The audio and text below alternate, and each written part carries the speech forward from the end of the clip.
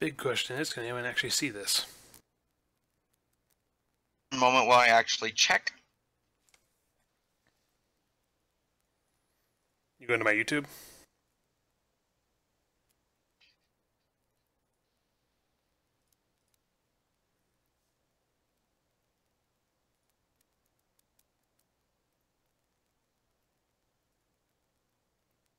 Description somewhere.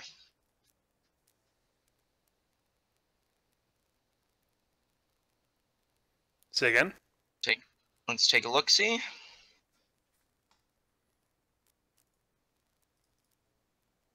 Yep, I see it. Alright, it's working?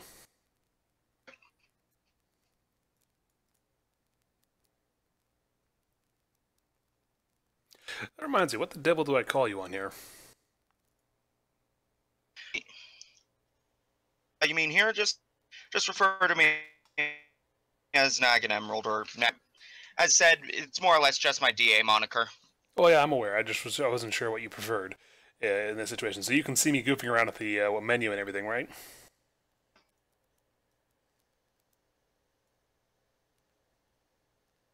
Around with the menu, it's...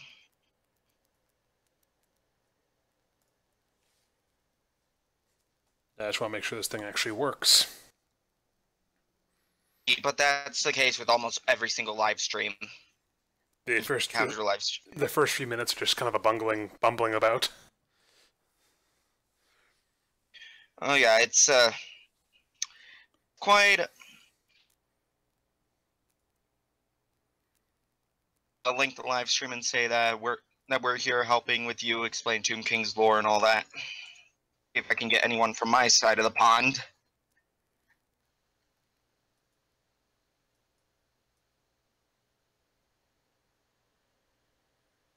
There we go. Hooray! That's like the best part about this is the fact that the Discord lets me adjust the volume of everybody. So if someone's particularly high, I can adjust it lower. And I imagine I sound like a cannon most times, so it's very useful for them as well.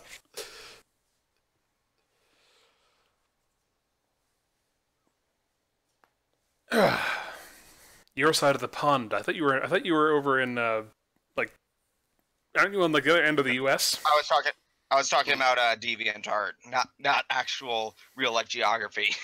Fair enough. Yeah, if you want to put this up on your thingamajiggy, by all means, have at it. That's what I was planning to do. Yeah. I'm going to see if I can get this into a desktop mode, or a windowed mode, so I can actually have the chat appear on screen.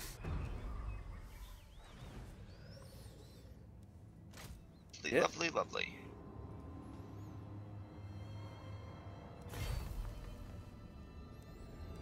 Run in a window. Let's see. What is it? I think it's this one. Licky. Yep, that's the one.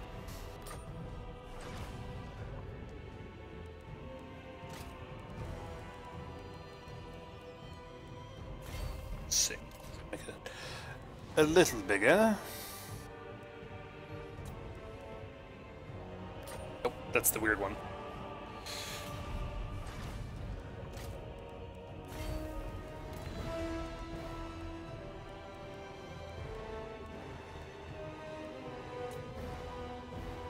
Is that it? Yeah, there it is. There we go. That's the one I was looking for.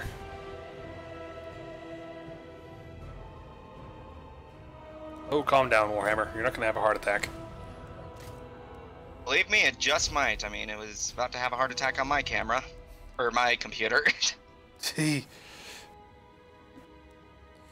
One hopes not, honestly. One hopes not, but in all likelihood, it probably will.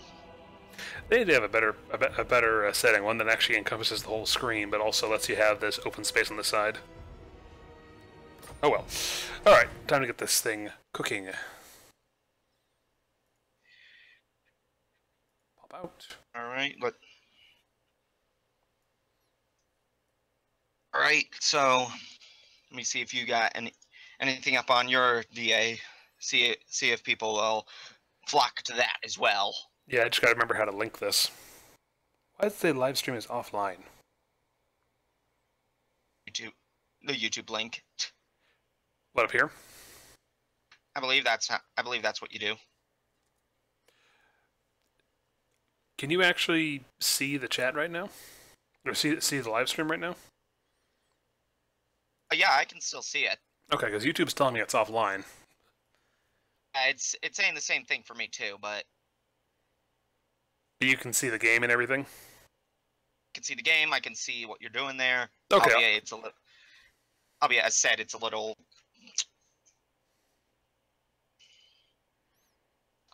laggy, but I said that's with every live stream. Yeah, well. Oops. Alright, let's get this up and about, and alright, I probably should have announced this sooner. Messages you got there.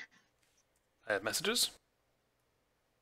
At least that's what it looks like, at least to me.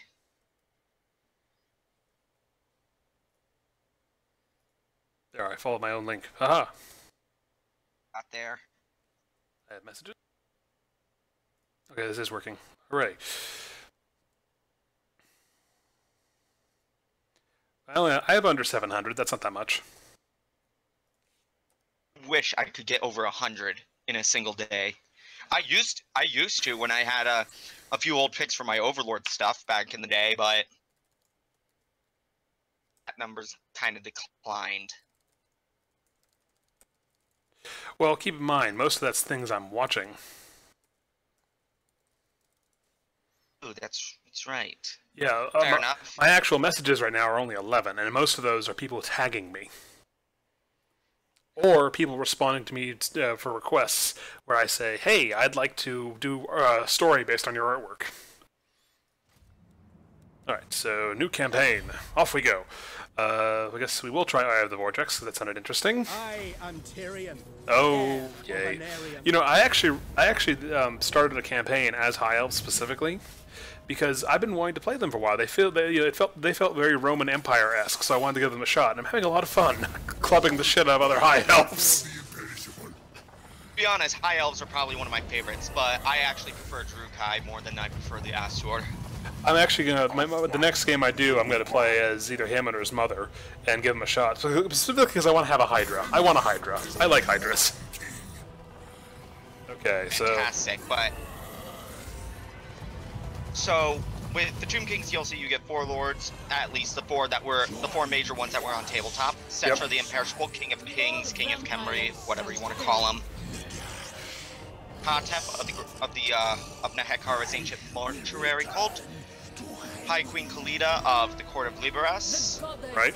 which is in Eastern Nehekara, I believe. And then you get Arkin the Black, who is Nagash's pretty much only remaining servant. Though at least one that hasn't abandoned him. Okay. And we're gonna go with Cetra.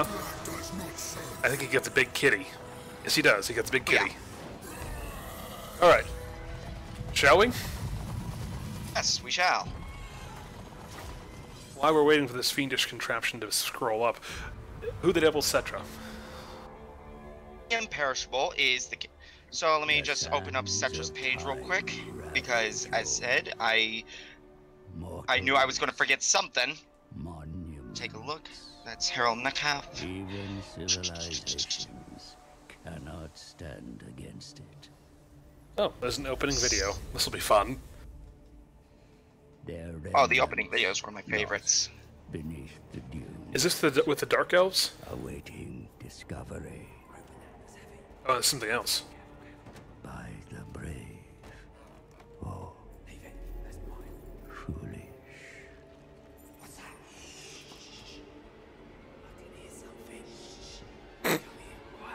You got audio in there? Or just... I've got audio. Do you not hear anything?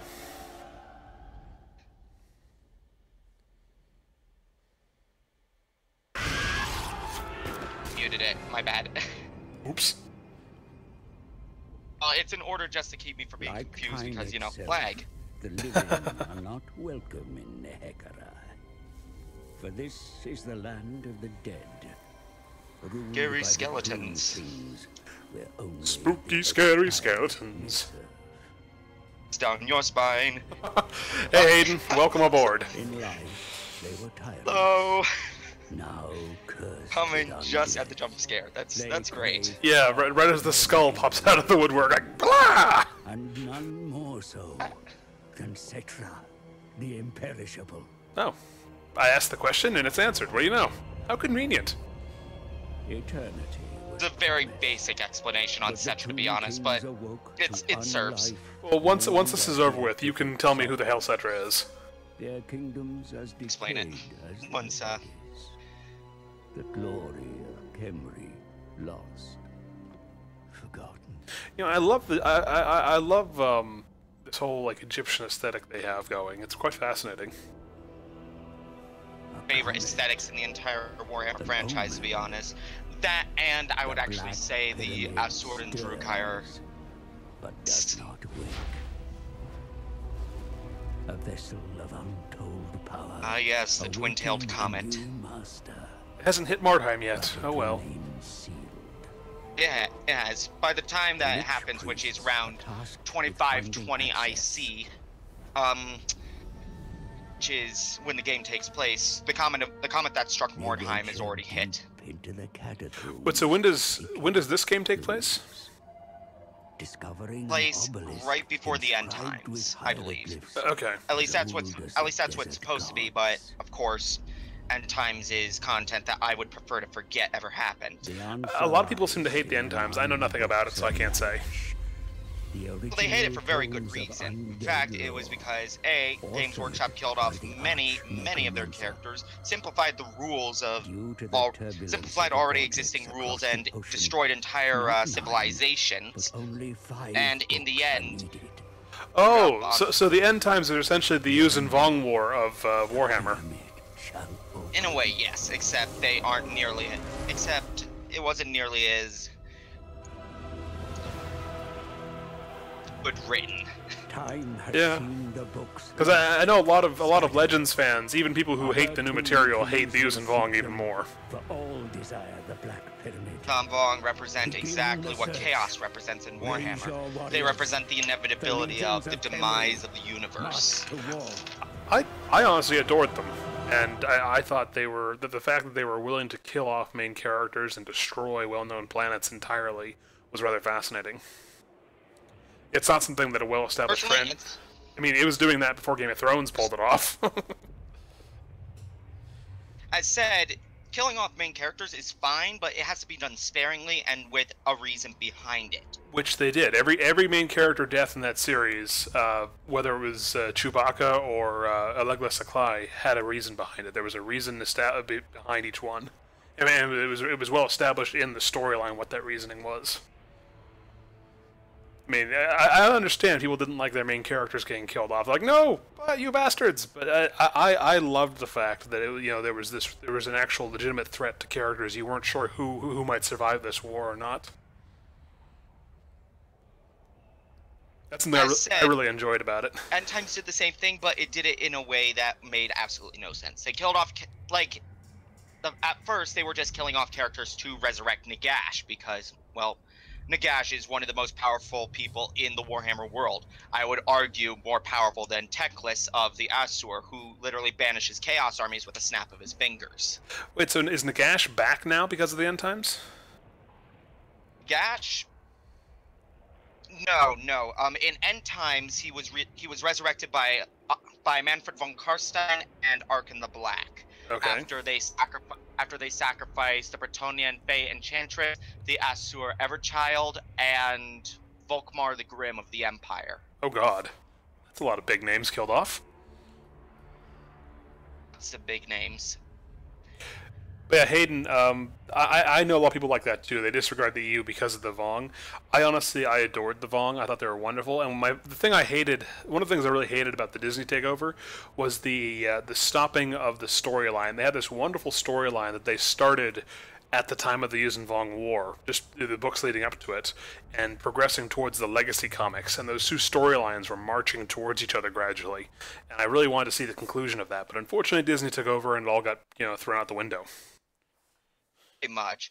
Hayden says, I know someone who completely disregards the entire EU because of the Vong. Yeah, that's, I'd call that a little bit of, what's the word? Oh. I call that petty. Yeah. I mean, Warhammer fans, myself included, do the same with the end times. In fact, what I'm doing right now with my own writing is I am actually creating my own 9th edition of Warhammer Fantasy. You asked about Settra the Imperishable and who he was, right? Yes, I did. Settra the Imperishable, known by many godly titles as Settra, King of Kings, High King of Nehekhara, Lord of the Earth, Monarch of the Sky, Ruler of the Four Horizons, Mighty Lion of the Infinite Desert, Great Hawk of the Heavens, Majestic Emperor of the Shifting Sands, and Eternal Sovereign of Khemri's legions, is the mighty and absolute sovereign ruler of all Nehekhara, an ancient and powerful warrior king who ruled a large and powerful empire some 2,500 years before the birth of the barbarian hero Sigmar Heldenhammer, Slayer of Man. First priest king of Khemri, at least as far as I am aware, and he is also, common phrase used to him is Settra to serve, Settra rules. In fact, in the End Times books, Nagash, spoilers by the way, when he was actually fighting Settra the Imperishable for control over Nehekhara and Tomb King, offered Settra the chance to serve him. Being a badass, decided, yeah, no, fuck that shit. Get it. And he ended up getting squashed by Nagash, and his head left in the desert to watch as Khemri was destroyed. Settra, his history is actually a lot simpler than most would think. Nehekhara was united. Settra was essentially he unified the kings of Nehekhara all under his banner and became the first major king of all Nehekhara. Okay. The founding of Nehekhara was a violent time where its kings were fighting against one another. And eventually, once Settra took the title of King of Kings, he founded the Mortuary Cult to essentially find the secret to unlife. And the Mortuary Cult's goal was to serve any of the kings that had died and eventually send them on to a paradise afterlife. That's exciting. How the pharaohs of our realm of Egypt were in Great Pyramid, so too were the Tomb Kings. And these former humans, these priest kings, they were enchanted and embalmed for thousands of years.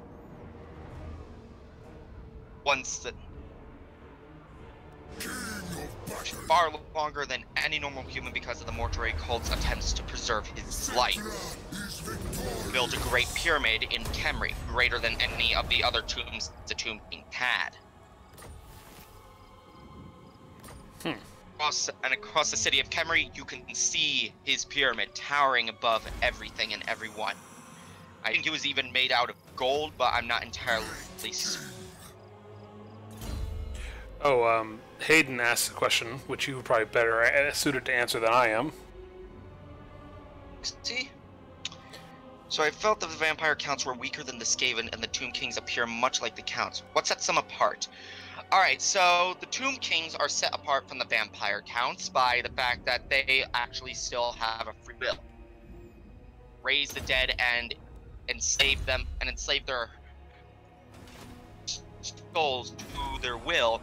The Tomb Kings have legions of that were loyal in life and are now loyal in unlife. The difference is that they are servants, not slaves. Difference is that basic Tomb King infantry, your warriors and archers, do have the ability to reason and to actually formulate plans. Hence why you actually have skeleton archers in a Tomb King's army, while in a Vampire Count's army, you have absolutely no range at all besides magic. Yes, I learned the hard way in my archer, my vampire campaign when I ran into the Empire and all the damn muskets. I'm still not sure how to get around that. I'm getting my ass kicked. I mean, now in the Tomb Kings campaign that we're seeing here, we saw when you were recruiting was essentially how it's seen that Nehekarans recruit. They raise legions of the dead, I assume. Raise legions of their own numbers. Souls from the realm of souls, protected by the god of the underworld, Usirian, I believe. And the Tomb Kings essentially raise already dead soldiers, and those souls with a free will. They do not raise zombies like the vampire counts, which are literal just husks. They don't enslave the spirits of the dead or the spirits of the underworld. Instead, they actually they resurrect their fallen comrades. Okay. Regards to vampire counts being weaker than the Skaven, each faction in tabletop actually has their advantages and disadvantages. Skaven have very poor leadership and generally very poor equipment for the most part, though they did have some very overpowered things such as warp block Jezzails and, I believe, hell pit abominations and a variety of other nasty things. Vampire counts, they have the same thing but to a lesser extent, not to mention no range. They do not have leadership and instead have a crumble. Red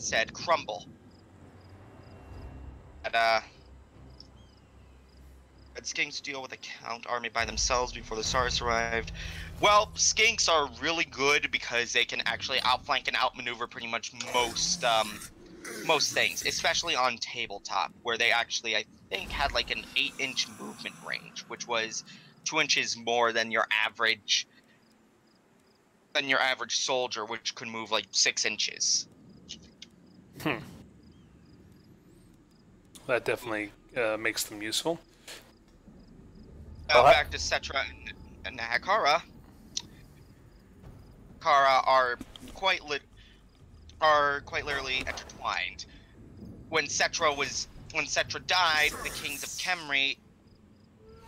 the kings of all Nehekhara, kind of fell out of service for the moment, because while they did serve Settra in life, they only served him in life because he was essentially a god. He had the blessings of the gods of Nehekhara because he not only proved his loyalty by sacrificing the children to the gods in order to prove himself, but he also ruled all of I think over a century or more. Well, that'll do it. Uh-oh. I guess I'm actually picking a fight now. Kins? Got...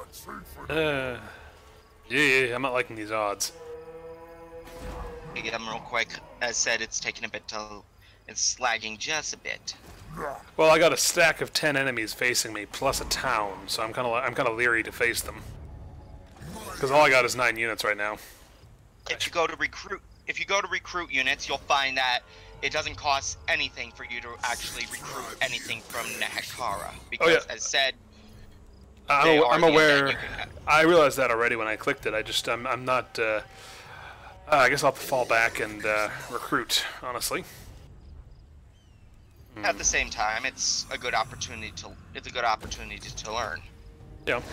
Let's see. Well, I already recruited a second chariot and some more spear guys. I probably should get some archers, I imagine. Tabletop Tomb Kings, they actually had a special rule which allowed them to recruit entire squads of chariots. Which part was actually very, very disgusting. I imagine that's something that could abuse pretty easily. Usable, but not to the extent that, say, zombie spam was for vampires, because zombies are just an easy meat shield. They are a very easy meat shield, and they are very hard to actually get through. Settra's death, the mortuary cult continued to search for the secret to unlife, until the point where they actually started beyond beyond their own bodies. Their bodies would decay, but their souls remained in their bodies. So they were essentially liches. Hayden has another question for you. He said the Tomb Kings are apparently awful until you get constructs, and that's why he was comparing them to the vampire counts. Because their basic infantry aren't necessarily meant to be the strong point of the Tomb Kings. The thing that makes Tomb Kings so good is the fact that their constructs are extremely heavily armored and very tough monsters to kill. In fact, probably my favorites among them in the tabletop were Necrolith Colossi, which had melee variant and what was essentially a crossbow variant. I think that's in the game, actually.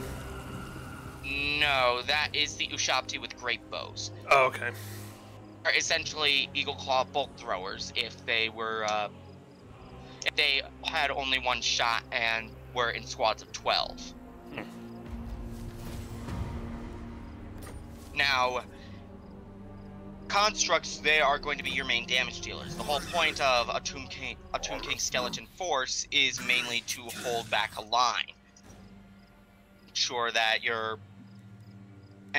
that you're also using the Realm of Souls to its full advantage, because in battle, the Realm of Souls has 3 tiers. I believe... Bow before your king. Oh, they're not awful. They are actually really good. They melt cavalry. Part about Ushabti with great bows is that, unlike other crossbows, they can actually fight worth a damn.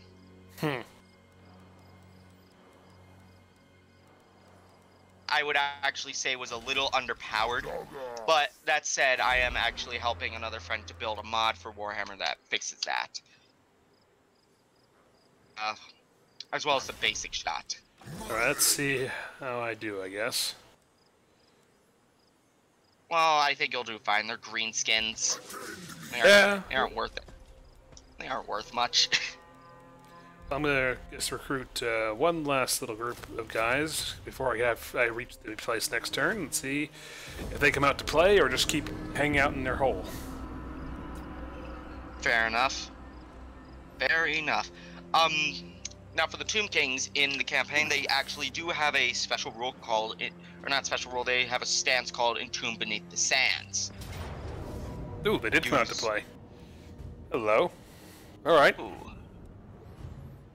This ought to be good. That's a full stack versus my not full stack. Oh. Let's see. And you have a kitty. To be honest, a kitty is actually really, really strong, and so are those chariots, especially against savage orcs, which are unarmored. Oh, is that what I'm fighting? Savage orcs? Oh, I guess it is. Yeah, holy shit. Yeah, they're savage orcs, and it looks like boar riders. Okay, well, that shouldn't be too hard then. I can clobber those. I've got a unit of Toon Guard, 4 archers, 3 shields, or 3 spearmen with shields, and 3 warriors with shields. So, hooray! Let's go clobber things. Get to see this big pussycat in action. You know, as time wore on, Nehekhara became more obsessed with death. Not only embalming pretty much any of the major servants of these priest kings that would grow and die. Actually, all of Nehekhara eventually started to worship it as though it was, well, Sigmar. Oh. In fact, most of their gods had to do with death and the afterlife. Well, correct me if I'm wrong, but Nehekhara predates Sigmar, or is it in conjunction with? Nehekhara does predate Sigmar by around 2,500 years. Okay. And the last vestiges of Nehekhara that were actually alive after Nagash. He died, let's see, around 1100 years before Sigmar's rise to power. Oh, so it's been quite a minute. Let's see, chariots and pussycat. Get into Nagash. You keep mentioning him. Exactly. Nagash is probably one of, if not the most powerful sorter in all of the Warhammer world. He was the reason why necromancy and vampires exist, as well as end times happen the way they did. Now, he created vampires? Indirectly, I would say, but yes, he is responsible for their creation in a way. Was born in Nagash, I think, was born around -2000 IC, before the formation of the Empire, and son of, I think it was, I can't remember the king's name, but his brother was Thutep of the Third Dynasty, who was the next priest king of Khemri. Okay. He joined the mortuary cult, and he became High Priest of Khemri. Now filled with pride and greed, Nagash coveted the throne held by his brother and set into motion a plot to seize the crown for himself. He began to corrupt the religious incantations of the mortuary cult, and he gathered together a dozen like-minded acolytes, in which a cruel noble named Arkin the Black was the foremost. Prior to that, Jesus. Nagash had actually dark elves that were actually going through Nehekhara and tortured them for knowledge on dark magic. That's exciting. And with that knowledge, combined with his knowledge of the mortuary cult's incantations, was what led to necromancy. That's very exciting. Also, I think I'm going to lose this. I just lost Cetra.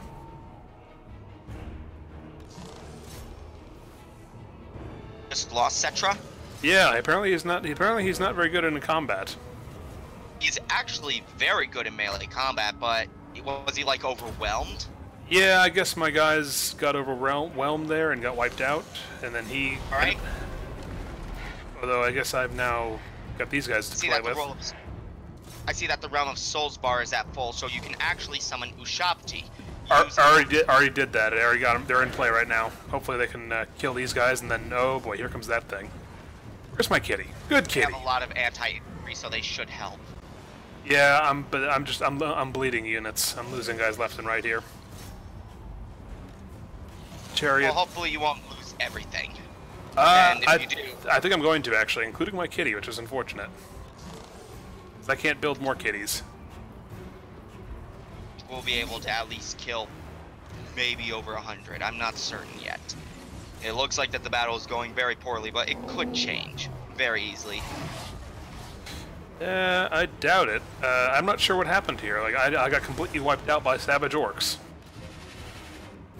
Before, Nehekaran skeletons are not really the best at killing things.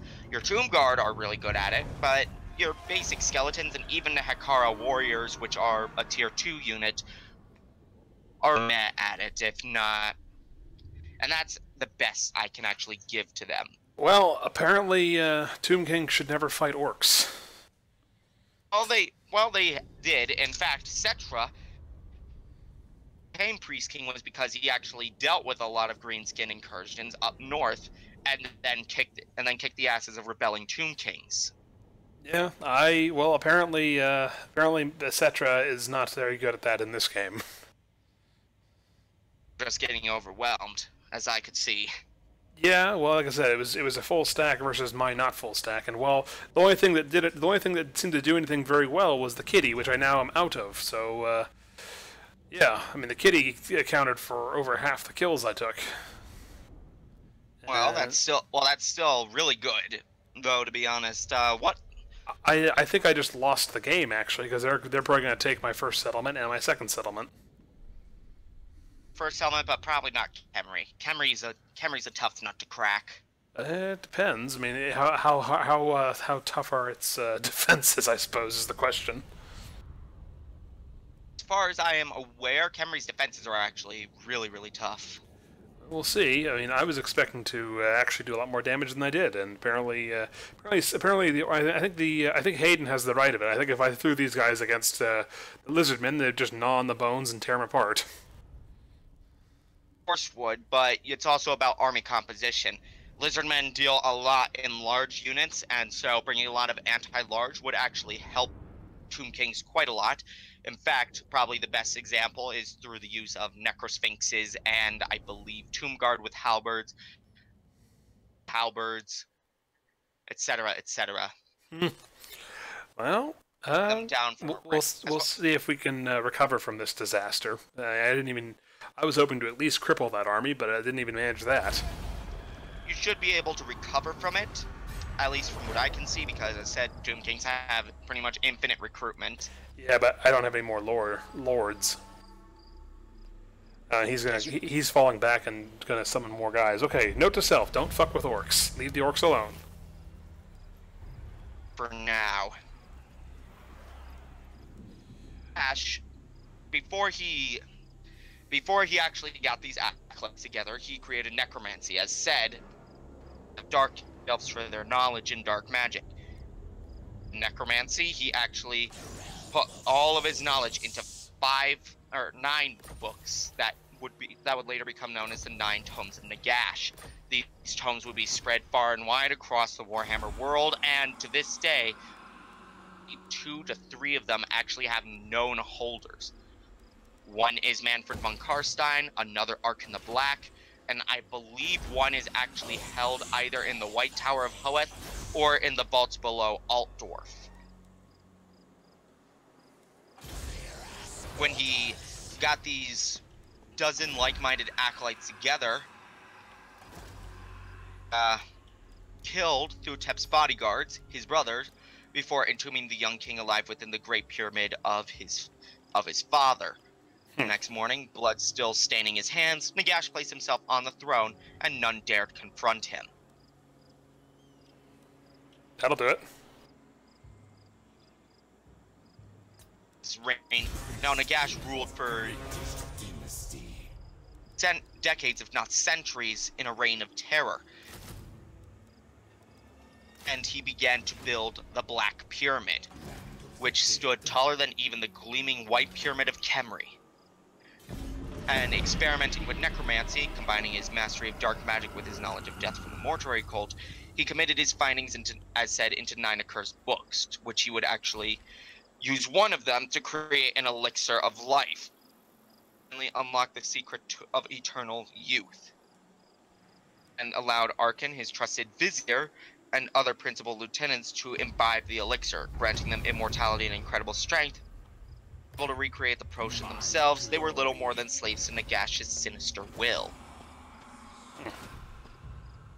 This is a bit more of an obscure piece of lore, but Thutep had a wife who Nagash enslaved to his will as well. Of course. Plaything. He was not a nice guy. By any stretch of the imagination, he was not a nice guy. Sounds decidedly unpleasant. Maintained dominance over the land of Nehekara. He ordered the building of a vast black pyramid, which he was constructing out of black warpstone. Warpstone, the Skaven are kind of... I've played Mordheim. I know what warpstone is. Yes! There we go. I now have a unit of renown in my army. Hooray! Let's see if they're actually useful. It should. Regiments of renown here are still really good. Oh, that's actually a Legion of Legend. So the difference is that Legions of Legend are essentially regiments of renown on steroids. Well, I've got a orc army on steroids over there. That might be troublesome, so we'll find out how that goes. Oh shit, here they come. Oh boy. Yeah. Sick. Well, I'm going to be a dick and just hang out in here. They can come get me if they want me. That's great. Let's see if my, because I do not have the forces to fight them at the moment.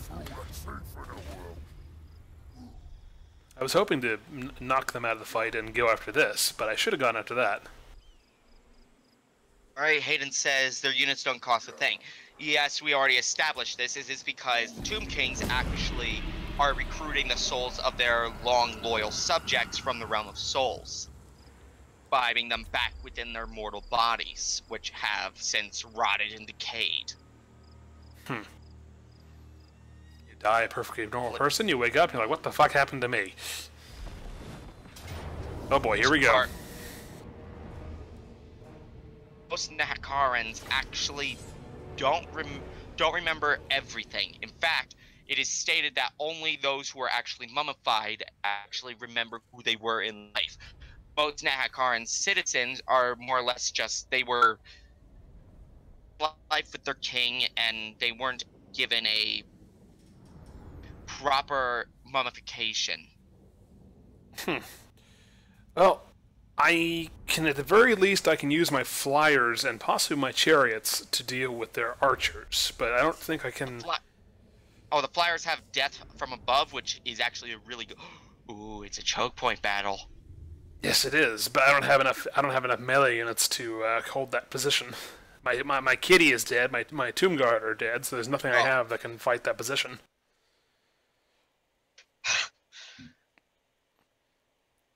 Because remember, Cetra got wiped out, so I'm very much in a position of, oh goody, here we go.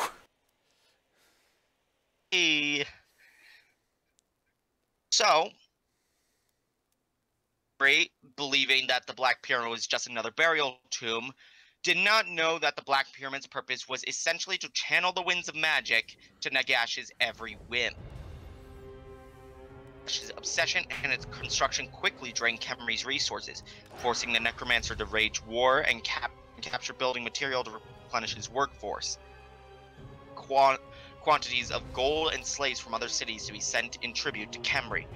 That which was not given freely was taken by force, and several cities were brutally conquered by Nagash. There we go. Midnight was brought from afar, and innumerable slaves toiled day and night for 50 years until the Black Pyramid of Nagash towered above all other monuments in the whole of Nahakara. Arrogance that he had built for himself a tomb that dwarfed even the Great Pyramid of Cetra.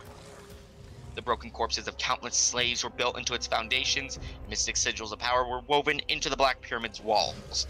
Even in the baking desert sun, the pyramid was cold to the touch, and not even starlight reflected off its magic-saturated surface. The winds of magic blew more strongly across Nahakara, and Nagash's mastery of dark magic and necromancy increased tenfold. Acted by Khemri was so great that the poverty-racked cities of Nahakara had begun to fall into ruin. These kings rallied against the tyranny of Khemri to Nagash any longer. Defiant priest kings, and to the face of the defiance of the priest kings, Nagash uses infernal powers to raise a legion of skeleton warriors. This was the first time that the dead were made to walk at the will of another, and the horror of it caused many mortal soldiers to flee before the undead armies. Before Nagash, and though the living warriors of Nahakara fought bravely, every soldier who fell only served to swell the ranks of the undead. Only a matter of time before the priest kings relented and bent their knees in supplication once more. Prove his undoing, for he underestimated both the resolve and pride. After many long years, the remaining priest kings threw all their strengths and hopes into one final gambit, and the combined armies of 7 kings marched upon Khemri. Blood warriors who besieged Khemri, for beside the priest kings' armies stood towering statues. Faced with destruction by Nagash's sorcery, the mortuary cult had finally decided to take action and put their centuries of magical research into practice on the battlefield. They summoned the spirits of ancient heroes from the realm of souls and bound them into the numerous statues that lined the passageways of the necropolises. The godlike Ushabti, towering necrolith colossi, and powerful Khemrian war sphinxes were awakened and redirected to war. With creations such as these fighting at their side, the living warriors of Nahakara were emboldened, and they crashed into the undead legions with devastating force. All of Nagash's forces were defeated by the combined might of the army of the 7 kings. Khemri was besieged and then sacked, and Nagash's immortal lieutenants, who had taken refuge in the Cursed Black Pyramid, were dragged out of their sarcophagi into the sunlight one by one, and were executed by the vengeful priest kings. To escape before the priest kings found his tomb, thanks to the sacrifice of Arkan the Black, who stalled the attackers long enough for his master to flee. Nagash vowed to turn the entire world into a kingdom of the undead. Revenge. Charming fellow. Tomb King, break them, Act unliving king. with Arkin the Black, when he felt, he muttered a curse on himself that any who should touch his bones would suffer a painful, horrible death. Raided into a black charred skeleton, which was just left to be buried under a cairn mound.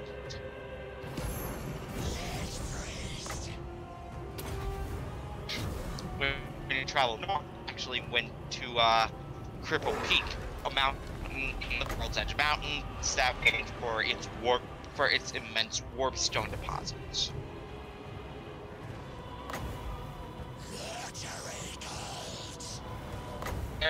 He began mining the warpstone from there and fighting Skaven until they finally agreed Nagash reside there and build his fortress Nagazar. No. In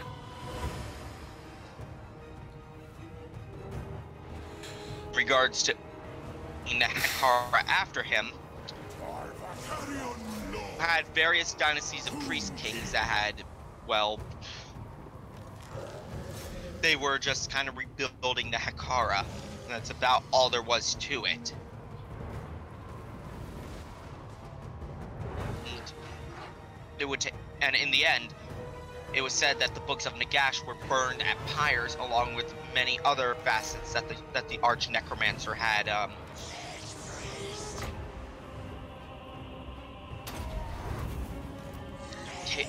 In the end, his secrets were eventually passed down to the core of Liberus, or rather to Arkin the Black. Let me think. It's been a while. No worries. Golden Age, the Priest Kings were rebuilding, and They vex me. that's it. No. No. Where is it? So, Nehekara, after Nagash had fled north, building, and they did so for hundreds of years, and they continued to rule over Nehekara, but the corruption of Nagash had forever tainted the land, and it never truly recovered. That's The exciting. individual city rulers had exhausted their populace in overthrowing Nagash, and they now had to contend with famines, civil wars, and marauding barbarians from distant lands. The treachery of Nagash had also tarnished the authority of the royal lines, and it was not until several centuries later that a truly powerful king arose. A ruler of which the likes of which had not been seen since the days of Setra ascended to the rule of Khemri. In charismatic leadership, Alcadazar bound the great cities under his rule, and Nehekara began to prosper once more. The treachery of Nagash was hard to forget, and since his reign of terror, the mortuary cult was watched closely. The Lich Priests were forbidden from deviating from their age-old lore of incantations, which have remained unchanged for centuries. The Evlamia hungered for power over their rivals. They saw Nagash's sorcery as a means to not only dominate all of Nehekara, but also the chance to live forever and sever their dependence on the mortuary cult. To this end, they stole one of the blasphemous books of Nagash from the Black Pyramid, and over the course of centuries, they secretly became adept practitioners of necromancy. Neferata embraced the malign magic and used her powers to consort with demonic entities. She created a tainted version of Nagash's elixir, extending her life indefinitely, yet cursing herself for all eternity. Her knowledge of Nagash, Neferata and her court were struck by an unquenchable thirst for mortal blood. Lamia had become the birthplace for vampires, fell creatures whose individual strength and unholy power were greater than that of a dozen men. Fearful that necromancy would bring about the wrath of the gods, King Alcadazar made war on the tainted vampire queen. Alcadazar gathered legions from every other Nehekaran city and forged them into a single mass army that he led against Lamia. Thousands of chariots raced across the land ahead of vast regiments of archers, mighty phalanxes of spearmen, and battalions of giant war statues. Even the accursed vampires could prevail, and the power of Lamia was smashed. The Pale Queen fled, accompanied by those she had embraced into her cursed vampiric existence. Neferata, she had a sister, which was Queen Khalida.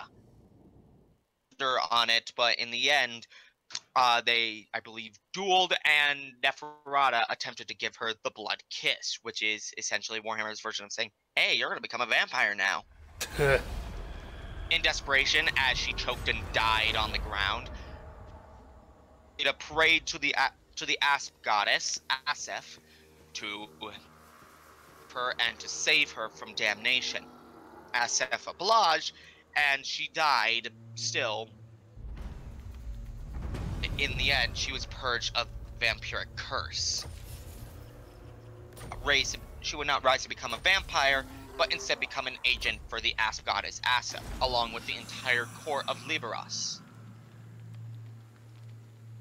In that time, she wanted vengeance against Neferata and the vampire counts. Eyes. After these events, the implacable will of Nagash, unbeknownst to the vampires, have been guided to the implacable will of Nagash since their creation. Residing away in his fortress Nagashazar, amidst the mountains of the North Caste Nahakara, the Arch-Necromancer recognized the spawn of his own ancient evil and was gladdened by the corruption of Lamia. Champions their damnation a tribute to his dark genius. Drawing them to him, Nagash welcomed the vampires, and they became his dark captains. Nagash began a new offensive against Nahakara, and the two sides fought numerous battles, the outcomes of which would pave the way for the Necromancer's inevitable return. First came the dead warriors of a vast host, skeletons drawn from the nymphs and cairns of the northern lands by the power of Nagash's sorcery. His trusted lieutenant, Arkan the Black, in his master's name. War assailed Nahakara for years on end, and the land was irredeemably scarred. However, Alcatazar was the greatest general of his age and led the unified army of Nahakara against Nagash's evil for all their long years of battle. The living legions of Nahakara never yielded, and finally, during the Battle of the Golden Skull, the undead hordes of Nagash were repulsed from Nahakara. The vampires scattered throughout the world to escape destruction. Without their magic and leadership, their armies of skeletons crumbled. Nagash had been defeated, and there was much rejoicing throughout. Undead forces marched upon Khemri, burning the city's plague-ravaged guard with impunity, fortress walls, and the siege barracks unchallenged. Broke into Khemri's royal palace and dragged Alcatazar away to rot in a dungeon cell. For the first time in centuries, Nagash sat upon the throne of Khemri.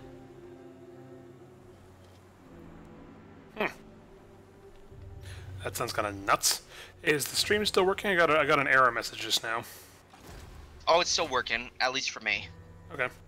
It had a disconnect error. Well, Khemri managed to break the Orc invasion, although it looks like we lost a lot of our defenses. Jeez. Though it seems that Khemri is still alive, so that's good. Like I said, Khemri managed to break it. It was a matter of... Oh, good. I'm glad it's smoother. But yeah, Khemri managed to break the invasion, and they're even actually almost dead. The problem is I don't have an army left to chase them with. Let's see.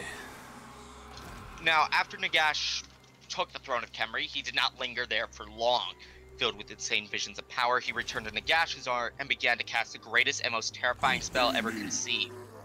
He intended to enact the Great Ritual, a spell powerful enough to resurrect every corpse across the globe and bind them under his control. With them, Nagash would command an unstoppable army of the dead that he could use to conquer the entire world. Ritual, he consumed vast quantities of warpstone and summoned all the energy stored within his cursed black pyramid. Within his fortress, the sky began to darken for hundreds of miles around, and the ground shook. As his spell reached its crescendo, a great wave of power surged from the sorcerer's body, washing over the lands of Nahakara and stealing the life from everything in its path. Crops shriveled and animals perished within seconds. Nahakara fell to the ground, their skin withering as if they had aged a century in the blink of an eye. Within minutes, there was not a single living creature in the entirety of Nahakara. Such was Nagash's execration of Alcatazar, who had thwarted his plans for so long, that he spared the imprisoned king to witness the horrifying fate that had befallen his former kingdom. Whilst the great ritual scoured the land of life, some things remained undetected far beneath Nagashazar. While Nagash was channeling his great spell, drunk with magical power and lost in dreams of triumph, Alcatazar, the last mortal king of Nehekhara, was mysteriously freed from his prison below Nagashazar by a group of hunched, heavily cloaked, rat-like creatures. A powerful blade made from the purest warpstone was pushed into his hand, and the emaciated king stumbled into Nagash's throne room just as the sorcerer was reaching the climax of his mighty ritual. Through sheer force of will, Alcatazar summoned enough strength to swing his baleful sword and cut the hated necromancer down. As Nagash died, the energies of his cursed spell spiraled out of his control and swept across his homeland. Alcatazar fled, filled with horror at the obscenities he had seen and having witnessed the death of his beloved realm, then faded from history. An alliance. Although you will address me as Nagash was defeated yet again. This time, his body actually destroyed by Warpstone, and his power was what caused the Tomb Kings to awaken. When he actually cast the spell, countless corpses stirred and rose, animated solely by the dark will of the Necromancer. His destruction, their source of animus vanished, and they fell like marionettes whose strings had been mysteriously cut. Nagash's foul magic had also penetrated the tombs of kings and reverberated throughout the charnel pits of the dead cities. By a degree, by the wards and incantations placed upon their pyramids and necropolises, Nagash's spell affected the long-dead kings and their buried legions differently.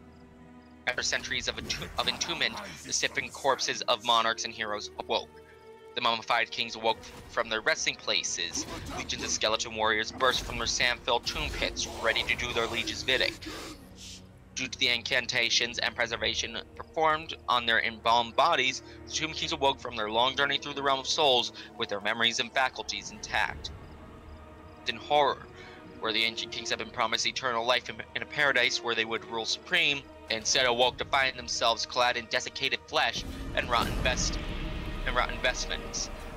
With their cities shattered, their lands desolate, and their kingdoms all but destroyed, little more than ruins poking out from beneath the sand dunes.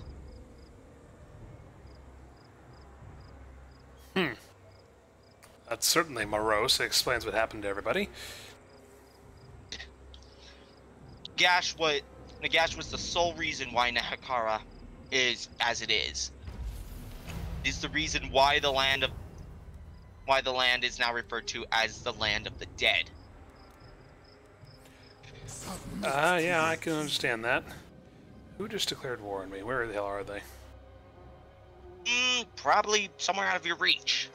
Yeah, someone who I'm not even in communication with yet declared war on me. Like, who are you? Go away. I got orcs to deal with. Piss off.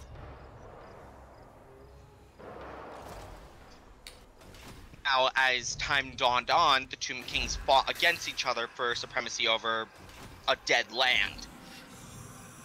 They continued to do so for, I think it was like decades on end because, they could resurrect their armies. When you have a war of the dead against the dead, it becomes increasingly tedious.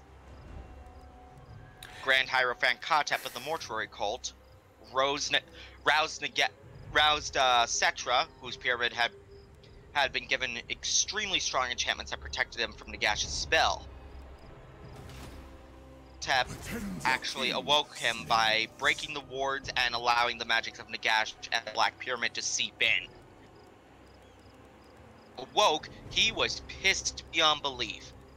And not only did he exile Khatep for essentially promising him a lie, he went out to kick the asses of other Tomb Kings and get them back under his control. And he did so quite handedly. Find my harem. Greetings. And afterwards, he told the Tomb Kings, "Go back to sleep. I will be the only one that is awake." So after everyone woke up, he told everyone to go piss off and go back to bed. And pretty much the Tomb Kings, seeing that Settra was now their ruler in unlife, really argue with them, otherwise they'd be destroyed. It's fair. Who's on?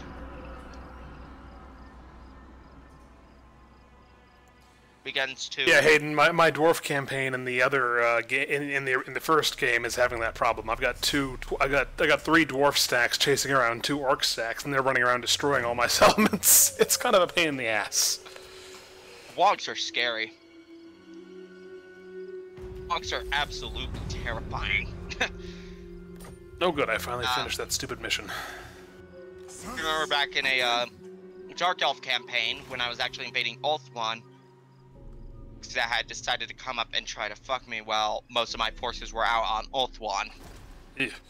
Well, the good news, Hayden, in this case, is that I managed to destroy the orcs at Khemri, so thankfully they couldn't get enough orcs together and be successful enough to create a wall, because that's what happens. If you leave the orcs alone and they're successful enough in this game, they will develop into a wog. But if you beat them if you beat them over the head a few times, they don't ever develop into a wall. That's why I'm kind of going after them, because I don't want them to turn into a wall. Because if they do, holy shit! Oh, speaking of holy shit, here they come. All right, orcs, I've got a full stack this time. I'm gonna come beat the shit out of you. Indeed. Let us go and kick ass. My dynasty reigns supreme. The Tomb Kings went to sleep. Cetra began the reign of 1,000,000 years. This would last for millennia. Time is probably one of my favorite conflicts that Tomb Kings had, is when a group of chaotic barbarians, or chaos marauders, came into Nehekhara and started desecrating everything. Cetra was very pissed about it, and obviously went to war against them. Only a dozen of the remaining marauders escaped, and in the time that it took Cetra to regenerate after being cut down by a Chaos Marauder chieftain, he actually traveled all the way to Norska, where the former marauders had become mighty and powerful chieftains or chaos lords, killed them one by one, until he finally came across the last one, which he had Prince Apophos, a cursed tomb prince, entirely out of scarabs, essentially kill him, to kill a dragon ogre Shaggoth.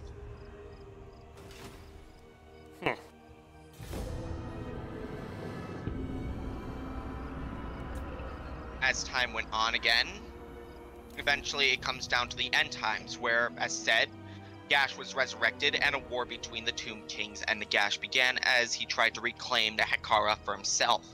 Cetra, after being beaten down by Nagash,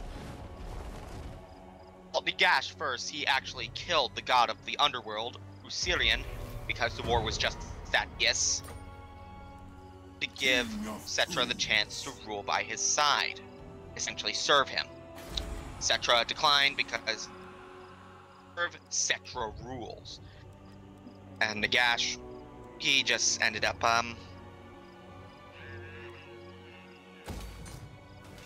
he pretty much destroyed Nagash. He pretty much destroyed Cetra's body and left his skull in the desert to watch as Khemri was destroyed. Took the Black Pyramid and essentially flew it all the way to Sylvania. So wait, the Black Pyramid's in Sylvania now? By the end times, yes. Nagash took the Black Pyramid, along with Arkin the Black and Queen Neferata, as well as Vlad von Karstein, died at the hands of the Imperials, if you know your Vampire Count history. Them. And he took the Black Pyramid and traveled to Sylvania to begin a new reign of undeath. What a charming fellow. Cetra, during this time, was busy in the desert yelling at essentially whatever came across his path, until eventually, four beings of immense power, which I would assume that you could guess are the Chaos Gods, his body and told him, "Hey, serve us." And at the time, because his body was, he's like, "All right, what do you want me to do?" Go kill Kolek's Sun Eater, because he's being a bitch. And so he did that. He literally decapitated the Dragon Ogre Shaggoths. And then he proceeded to fight in the last battle of Middenheim, where he fought against Nagash one last time. And when he did, he was essentially like, "Listen, I don't like you. Damned if I let anyone command me." Then he proceeded to backflip and decapitate a greater demon of Khorne. Quite the boisterous fellow. Then he proceeded to charge in and kill shit while Nagash stood there dumbfounded. Hey, Nog, you got a question from Hayden here, which you're probably better equipped to answer than I am. Just started wondering about, are these the same orcs in Empire as in 40k? No. No, the only things that The hell? the only thing that Warhammer Fantasy share are name. Though it was hinted at that they did that worked through the realm of chaos or the warp, the same world. The Empire of Sigmar is different from the Imperium of Mankind, and the orcs are different from the greenskin hordes. Actually, maybe you can answer me a question about the orcs and orcs. Orcs and orcs? Alright. I know how the orcs in 40k reproduce. What about the orcs in this world? Never actually expanded upon nearly as much as I would say in 40k, though it can be assumed that the process is very similar, if not identical. I was wondering if they actually, like, if the orcs in this universe actually had, you know, essentially females.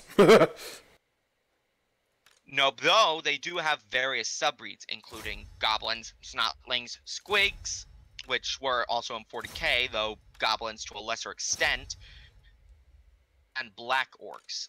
The black orcs actually being a creation of the Dawizar, or the Chaos Dwarfs. The Chaos Dwarves created a race of orcs? Originally as slaves, but the black orcs have practically indomitable willpower, so yeah, good luck with that. Yeah, that'll do it. Spawning out of a spawning pool. No, that's just a lizard, man. Sorry. Let's see No, how... that is just a... Hekara, do you have any questions on it? Any concerns? Not at the moment, no. I was just curious to know what sort of mischief they all got up to. Well, as said, the Tomb Kings have a very straightforward lore of good versus evil. Nagash is actually very, very similar to Sauron. In fact, he actually put parts of his own will into artifacts that he possessed, including his staff, his 9 tomes, and I believe a black hand that he made for himself after Alcatazar killed him. About Imperial history, Nagash was the reason why the Empire of Sigmar was formed in the first place. Oh? After Alcatazar killed Nagash, Nagash rose back up after a centuries of being dead. How inconsiderate of him. And he rose back up. Then he went back to Nehekara to find that there were the undead there, and he tried to go to the Black Pyramid. They chase him out of Nehekara. Nagash, feeling bitter about it, decided to go look for new lands to conquer. And so he turned north and started killing greenskins. And soon he actually started going towards the Empire.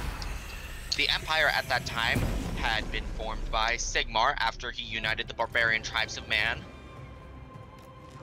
the old world, and he brought an army down to fight against the Arch Necromancer at Blackfire Pass, where a climactic final battle was held between him and Nagash, where he literally smashed Nagash's head off using the titular warhammer Galmaraz. Well, that'll do it. Caused Nagash's legions to fall yet again, but at the same time, Sigmar vanished. He left. It is unknown what he did with the original Warhammer Galmaraz, whether he left it on his throne for future emperors or gave it back to the dwarfs or something. In the end, Sigmar just vanished afterwards. So he didn't become a god or anything, he just went poof. No, he did not become the God Emperor. No, I didn't say god emperor, I said he did not become a god or anything. I know the god emperor comes from our realm, whereas Warhammer Fantasy is its own realm, correct?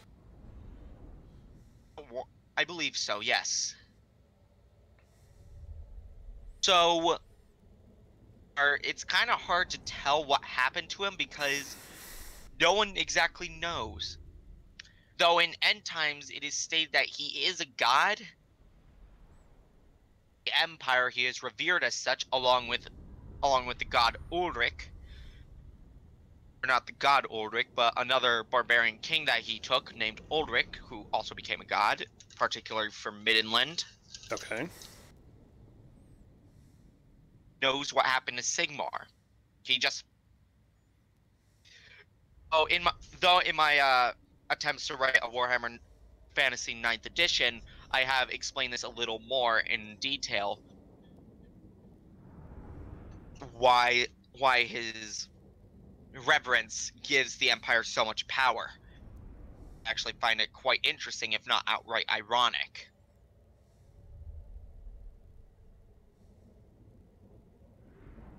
In regards to anything else, is there any other lore you would like to know about, say, the Tomb Kings, say how they ruled or armies?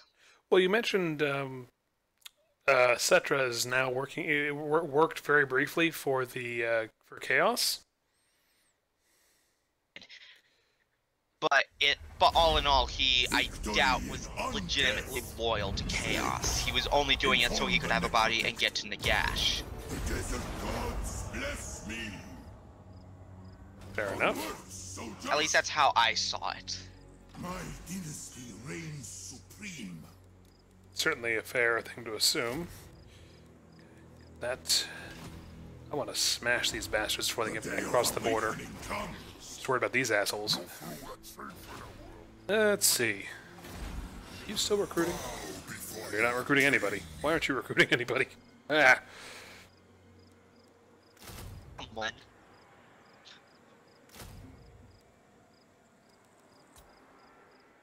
What'd you say? More turns left on your dynasty. Well, no, I already researched the dynasty. I'm researching all the ins and outs of it now. My dynasty reigns supreme. Can you reach him? Oh, Hayden, you are asking about a Chaos Lord that leads the Chaos armies in this game? No, Archaon is the leader. Archaon, the ever-chosen Lord of the End Times, is who leads the Warriors of Chaos in this game, as well as in the End Times. He was an Imperial before. In fact, the history of Archaon is rather interesting. He's once a Templar of Sigmar, and he his time being extremely devout to him. Until one day he found out about the Everchosen, about the prophecy of the Everchosen and the End Times, and he went to ask his superiors about it. And they said only the Everchosen would ask about that, and in their paranoia, they tried to go kill him. Oh, that's exciting. Templar that would become Archaon would actually go before a statue of Sigmar and ask if he could give him a... No, Archaon isn't Sigmar. He did fight Sigmar, though, in the End Times, or rather the incarnate of Sigmar in the form of Karl Franz, the current emperor of the Empire of Sigmar. Oh boy, here we go. The other orc army just came out to fight. Well, thankfully their reinforcements are nil, which means I actually might have a chance if I can either wipe out the reinforcements, which should be very bad. I'm gonna see if I can use my chariots to knock out their reinforcements, because their reinforcements are the army I just crushed. So if I can take out the reinforcements, I might have a chance against their main thrust. And I have a fuck ton of archers. Yay! Nehekara archers. My melee line is a little weak at the moment because it took the beating of from last time. Yeah, I can see that, but it's still a good line. Yeah, we'll see how it does. I don't expect. I mean, last time I had my shield guys all up front, my spearmen all up front with their shields to to screen my archers, and then I rushed my swordsmen in. But this time I think I'm just gonna have them all be in a big block up front and let my archers do the heavy lifting.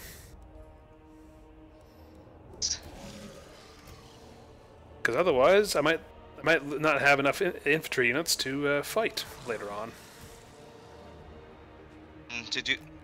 Though, to be honest, with infinite recruitment, it's kind of hard to really care for them unless they're like a Legion of Legend or a Regiment of Renown. That is true, but since there are currently 2 orc armies bearing down on me, I'd rather not be without an army.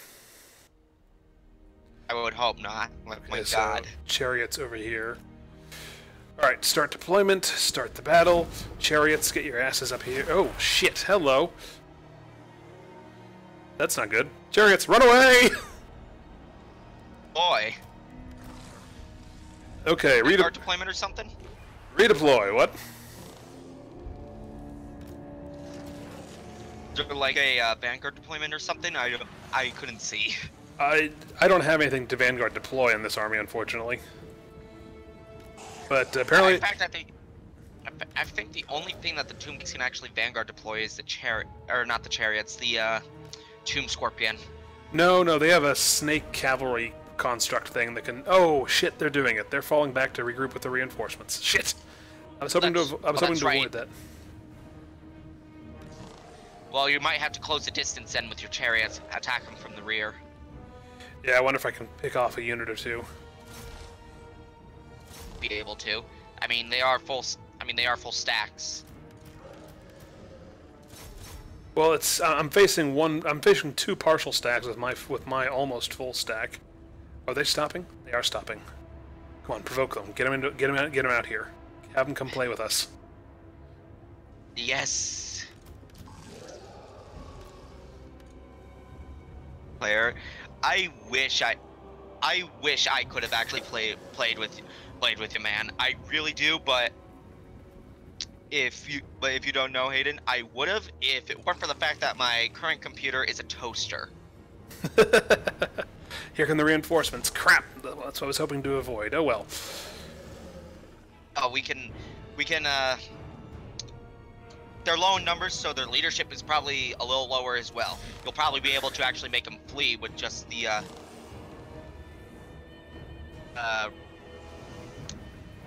Okay, here they come. Ooh, here they come. That's nice. Yep. Alright. Pepper them with arrow fire. Oh, here comes the return arrow fire. Run away. Pull back. I would have either played a co-op campaign as, say, Khalida in the Mortal Empires campaign, or I would have played Ark in the Black in a competitive campaign. Alright. Chariots, get the hell out of there.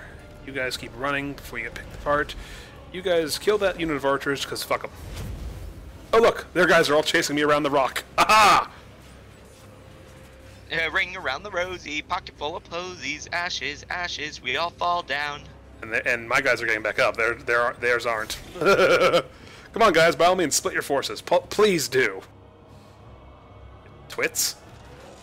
I mean, if you could kill their lords, too, that'll be absolutely lovely. I tried that once already with the chariots, and I learned the hard way these things don't kill lords very well.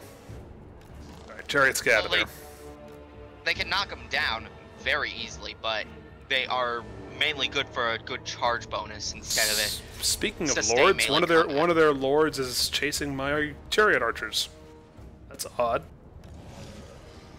It's well, I guess baiting the AI is another good thing. Okay, almost wiped out that unit. Alright, hold on. Let me check something real quick. Are you guys... all of you on guard. Tally-ho! Get in there and hopefully don't die again. What do you guys have up your sleeves? Nothing yet. Right, so you guys are good. My chariots are, for some reason, actually able to divert their army a bit, so hooray! I drew away a couple full units and a bunch of their reinforcements, which were all partial units, so I consider that a victory. Yay! A victory indeed. Alright, let's go back to Looking at work. the battlefield, you've definitely baited a lot of their forces away, in particular the really injured ones. So you could actually pull this out very nicely, especially with the lore of, especially with that lore of Death High, Lich Priest. He doesn't do anything as far as I can tell. Yeah. I believe he can do. Run away! He can do Spirit. Oh shit! Don't sit there and let the archers pick you apart. Damn it! Eesh. Yay! Okay, come over here and smack that asshole. Get his attention. Okay. You finish that jerk off. How are we doing over here? Yeah, as I said, I would have joined you as either Khalida or Arkin the Black. Most likely Arkin if I wanted to go competitive, because I absolutely love Arkin as a character. He's one of my favorites. Okay. We got one of their lords. So this group over here no longer has lord support. My guys are having their asses kicked, unfortunately. Peace. You get over here and shoot this idiot.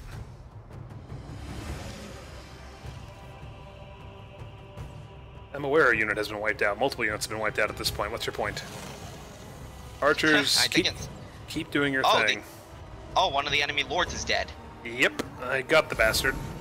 There goes another unit, though. Just lost. Pop these guys out.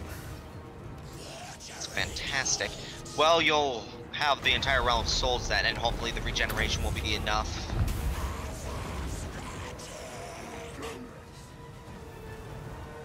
I mean, you're picking apart those savage orcs quite nicely. Yeah, not as nice as I'd like, though. I really wish I had more. Savage orcs are really good for anti-infantry duty. Oh, Ushabti. Yep, I just called them in. And savage orcs are about to just charge those Ushabti. That's not good. Don't do that. Oh, the Ushabti have support from my archers, so there's that. I was talking to those orcs. That infantry charging Ushabti is not a fun time. Fair enough. In fact, in tabletop, Ushabti were really good choices to bring for any Tomb King's army. Mainly because they just did obscene amounts of damage if they could get all their hits in. Alright, their second lord is almost dead. Gear? Ushabti, get into the mix.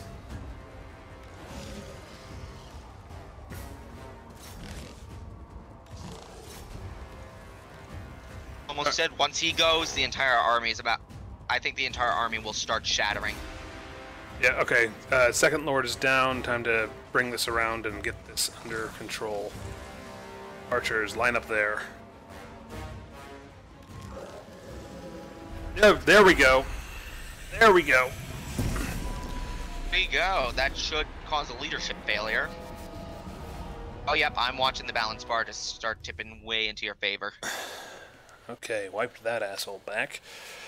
Go back to your rocks, you stupid orcs. Yes, though they might have left little surprises beneath the sands for you. Yeah, well, can't have everything. I mean, You're a kingdom of the dead, so oh dear, that did not go as well as I was hoping it would go. But hey, we can't have everything at all. in that I actually prefer Warhammer Fantasy to 40k, mainly because as much as I love sci-fi and as much as people can tell I love it, my profile, obviously. I still feel that 40k is a little bit overkill. Warhammer or fantasy seems a little more grounded, if not still a little overkill, but it's definitely more grounded and it's more concentrated on a central story than it is on, in my opinion. Yeah, there's a lot more room for nonsense in 40k. Let's see, there's a lot more room for actual decent storytelling. In particular, what I'm writing right now actually will culminate in campaign aspects that we see in Warhammer 2, as well as the addition of 2 new races to its already impressive roster of races that it's got. Explaining both of them is a hassle and a half in and of itself. Oh boy. And last time I explained it to someone, it took over an hour to explain, and I already spent over an hour talking about Tomb Kings. Yeah, I'm only gonna have this go for like another half hour or so, then I'm gonna call it quits. Fair enough, but I can tell you that this 9th edition stuff is actually going to be really fun. I've actually developed army books. I've developed a pretty competent and I've also made significant rule changes that don't take away from the faction's experience of the faction itself. Well, I've added more diversity in the fact that now it's not just a conglomerate of entities fighting against one another. It's more in line with how real world politics would work.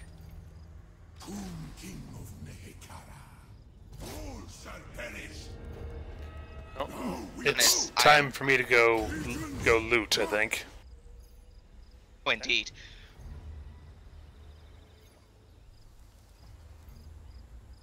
I really like the way that the Tomb Kings campaign inspires looting and, well, just generally trying to get anything you can from others while at the same time rebuilding Nehekara.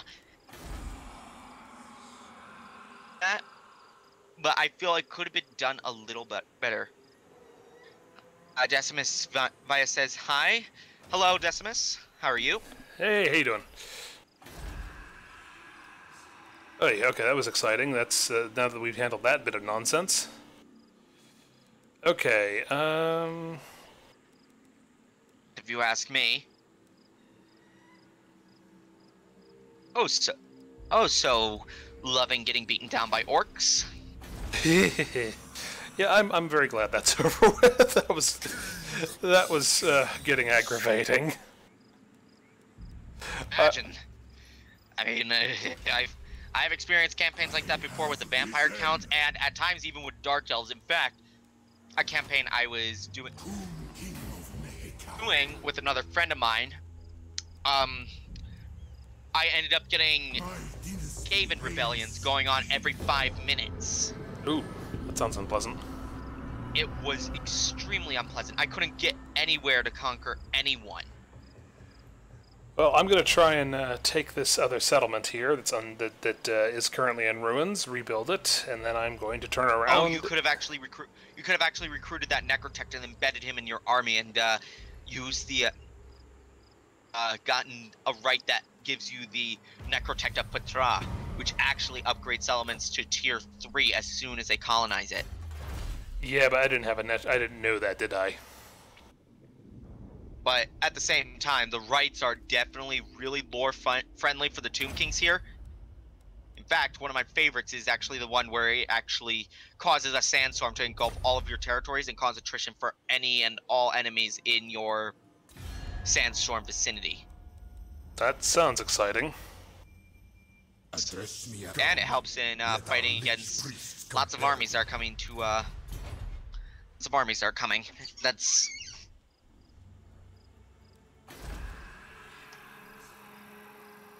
So, there is...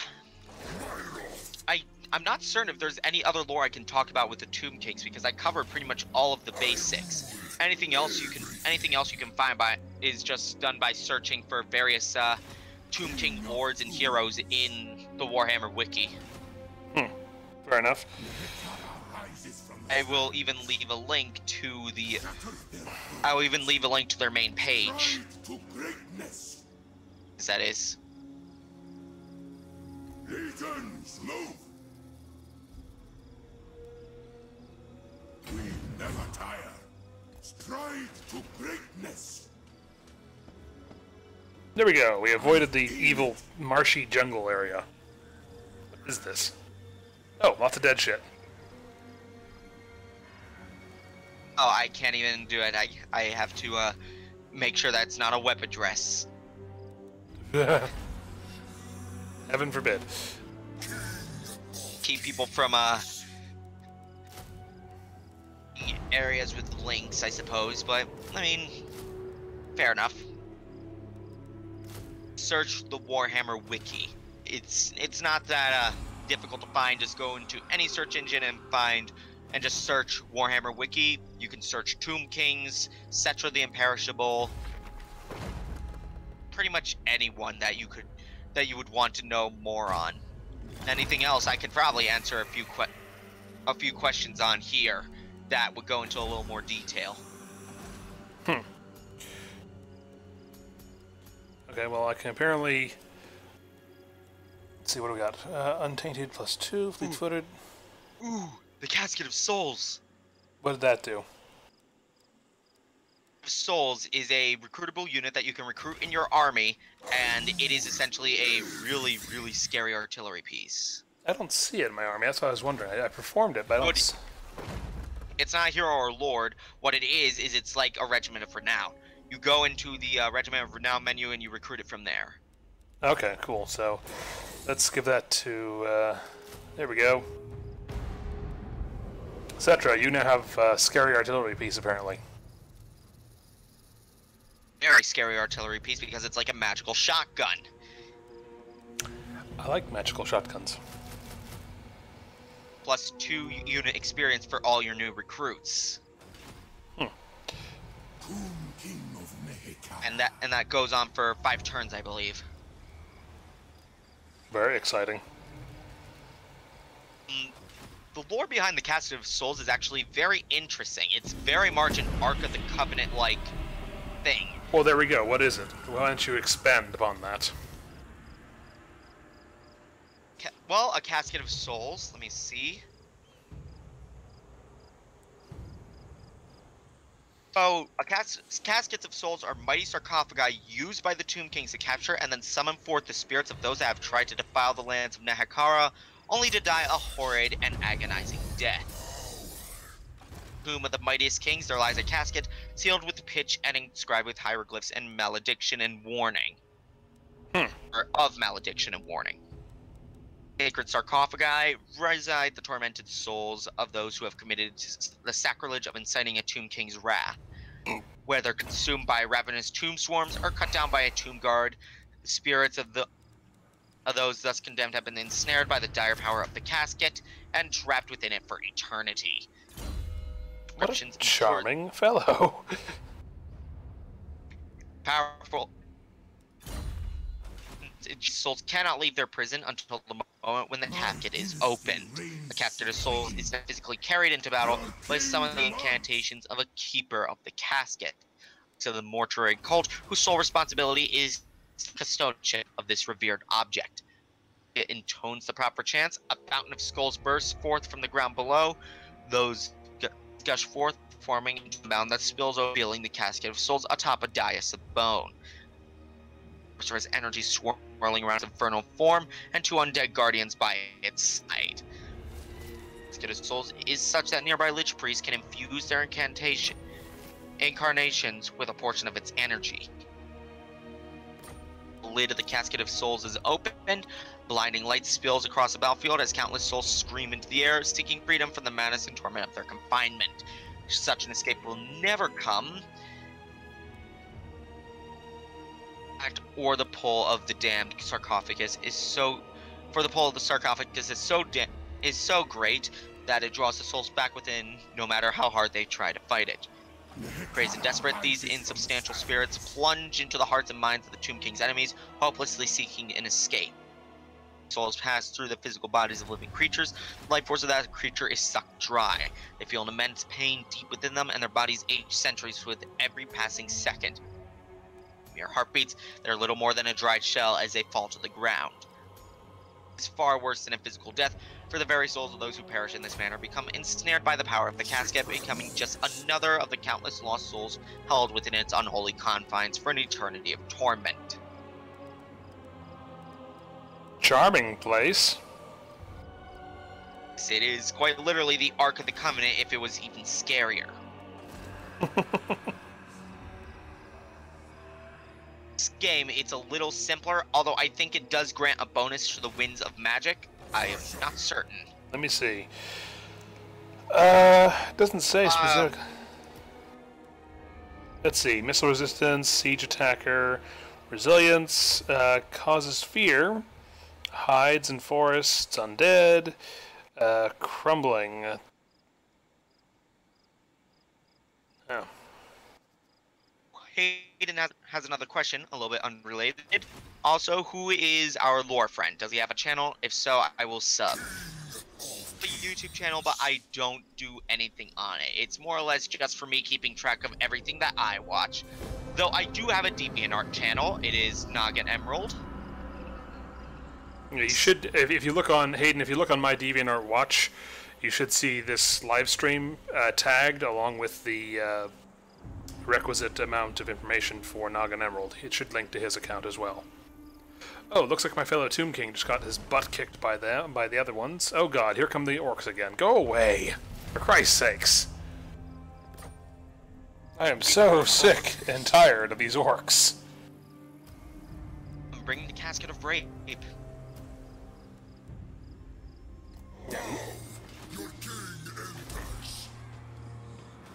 Okay, there we go. Cetra, you position there. Time to do some more recruitment. Get some cavalry into this mix. You, other Tomb King, whose name I cannot remember. What is your name? King Sinutamen. Thank you. Colonize this bitch. Let's gain a town. There we go. We've now secured a province. Hopefully we can hold it long enough to complete the quest. So, what is the quest?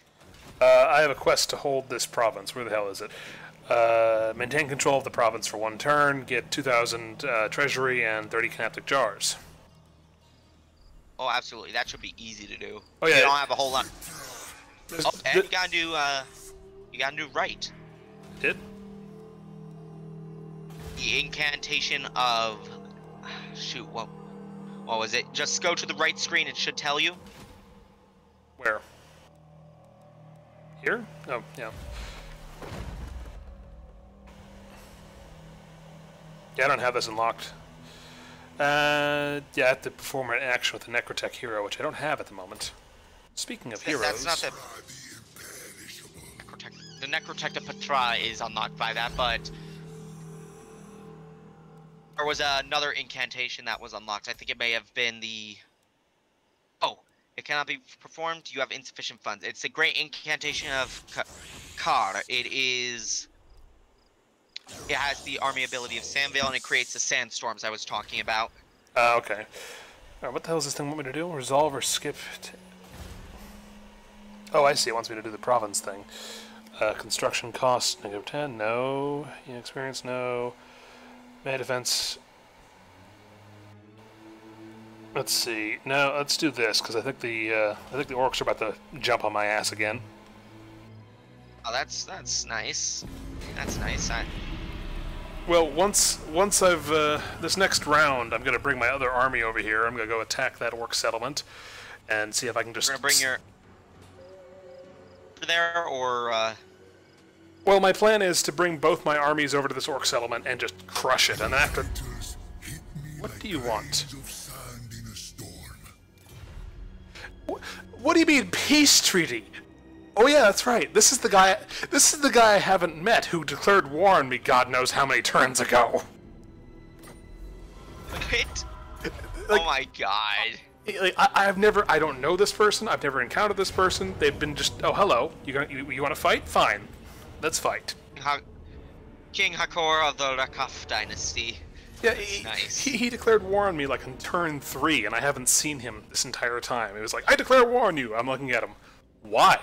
I don't like you. You're all bone. Have you looked in a mirror? I mean, we're all dead. I still don't like you. You're dead. But we're all dead. This is going to be interesting. I actually, this time around, this is the same battle I fought previously. It's a choke point battle, and the question is, will I actually be able to hold it this time? I do have the shotgun of doom, at least. So there's that. I was hoping to smack these orcs a lot harder, a lot sooner, but I guess this will have to do. I suppose, but at the same time, I mean, they're orcs. You should be fine, though. You've said that twice so far. Both times you've said that, I've lost. Rape and the flock of Joff. You should be fine. Okay, it's gamble. Can't get much worse than 5. Yep. Like I said, can't get much worse than 5. Did it not get worse? It went from 5 to 22. Oh, you are fucking kidding me. Wait, hold on. Those better be... Their reinforcements are spawning behind me. What? Okay then, you know what this means, everybody? We are going to butt-sex their front, and then turn around and butt-sex their rear. That's nice. I'll grab the lube. But why are... I mean, the nice thing is their main army over here has had the shit kicked out of it already, because it's the army I beat the snot out of earlier. But, I mean... Where are my guys? There you are. Okay, you guys... I want you guys over here. You guys are going to deal with their main army. You guys are going to turn around and deal with their reinforcements, because holy shit. What are their reinforcements doing behind me? They're just being behind you. Don't worry about it. This is not a backdoor only event. Are you? Actually, wait, no, he's on a chariot, isn't he? Or is he not? No, he's just walking. Okay, you're just a walking prat. Good. Walking prats to the front. He's gonna kill me. Cetra the Black is gonna kill me for saying that. Or not Cetra the Black, Cetra the Imperishable. Cetra the... What? Cetra and Ark fused together? Excuse me. That's very... Ooh. Like I said, he's gonna kill me for that comment. Okay, here we go. I think you do more than kill ya. I mean... I can live with being made an immortal servant. I'll do that. I'll happily bend a knee to become an immortal servant. And a knee to Cetra the Imperishable? He's an immortal lord. I mean, really now, there's not much I can do about that. Of which, I believe there is actually an example of one Tomb King who is essentially Tutankhamun that actually, he has a society that actually is living within the bounds of his necropolis, and he is, I think, he sends out the bodies of the dead to the carrion out in the desert that will pick them dry, and then he has the Lich Priest embalm them and then bring them back to life using magic of Nehekara. Okay, you big doom shotgun, fire at those damn archers. Cavalry, you're gonna come around. I said it's a shotgun, so don't expect too much when they're not in close range. They are in close range. They're in very close range. I just hope this thing has. There we go. Oh, the Casket of Rape is. There we go. All right. Cool. That was actually a relatively decent hit there. You guys, let's get these archers. You keep firing at these prats and pray to God that back here doesn't disintegrate while I'm not paying attention. The back shouldn't be disintegrating. Cetra's back there.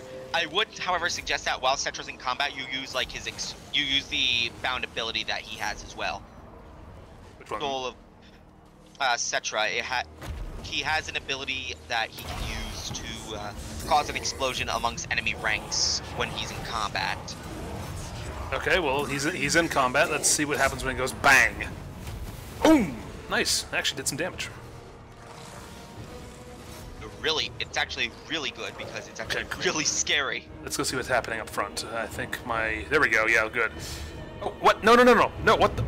You guys, you idiots. You let it get to the damn... Piss off. You, get over here. They let it get to the. They did. They let it get to the casket of rape. They did. They let it get to the casket of rape. I'm trying to save the casket of rape. Casket of rape, run away. I mean, it's still actually really decent in melee combat. Well, It's a lot better than most artillery pieces, actually. It was honestly winning, which is kind of surprising. Although, yeah, it is dying. I would definitely suggest keeping it out of there. Oh yeah, it's leaving now. I got the situation under control now. I just, you know, didn't want to lose that. It's important. All right, back to Cetra. What the hell's going on over here? You, casket of rape. Rape that. Yes, do it. Okay, cool. You're all doing those things. Let's see how you guys are doing back here. Cetra, my dear, my darling sir. How goes life, the universe, and undeath? Yay, there we go. We crushed them. Everybody, charge and kill as many orcs as possible. Because why the fuck not? That's really good. Okay, bird brains. Where are you, birdies? Come on, birdies. Go kill something. Like kill that lord. Please kill that lord before he gets away. I like dead lords. Dead lords are amazing. Kavjap also has an ability that is like the gyro bombs. It is death from above, and it's also something that the Phoenix has, except it has it in greater quantity because it's only a single entity. I should have used The Flock of Jaf only has one, but it does, like, I think, a drop for every model. Well, my flock is gonna flock around this damn lord and see if I can make that damn lord a dead lord, and then that'll be the end of the battle, provided I can kill the guy. All things considered, you probably will. He's being run down with, what is it, horsemen, chariots? Yeah, horsemen and the birds, which are very big birds. I think the Flock of Jaf is bigger than most other carrion. Either that or a carrion's just really big. I don't know. Let me actually take a look. So what is the Flock of Jaf? Actually, a Legion of Legend that is... It's not an actual in-lore thing, I don't believe. I would have to check through the wiki to see if there is actually something called the Flock of Jaf. Okay, I was just wondering, because like I always wonder, like I know some of the Imperial units, their regiments of renown and whatnot, those are actual, like, you know, regiments of renown taken from the lore and everything. I was wondering if these guys were or not. In the Nehekaran pantheon, Jaf is the god of war and death. The Flock of Jaf would essentially be carrion that are literally there just to kill. Oh wow, carrion are actually incredibly big. They are actually terrifying undead birds of prey that resemble giant reanimated vultures, which feast upon the carcasses of those that have fallen within the lands of Nehekara. Exciting. Yeah, they are actually bigger than a man. They're like fellbats. All right. Well, that went rather well, all things considered, and my army is still intact, more or less. The city that they were deployed in is intact, and the orc armies have been smushed. Again. I've got to kill these orcs before they get more annoying, because they already were more annoying, and that did not go well for me. That'll be so nice once you get rid of them. That might actually be a good way to end. That might actually be a good way to end the stream. Actually, killing off the orcs. Well, that's my plan: is to end this stream once the orcs go. Ugh, shit. Yeah, when orcs have gone splat, the stream shall end. Would be good.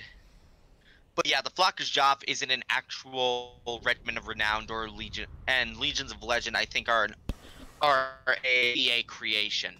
Okay. Well, I mean, to be fair, that's pretty easy to do. I mean, that's basically what Mordheim is. Mordheim is basically creating your own, regiment of renown.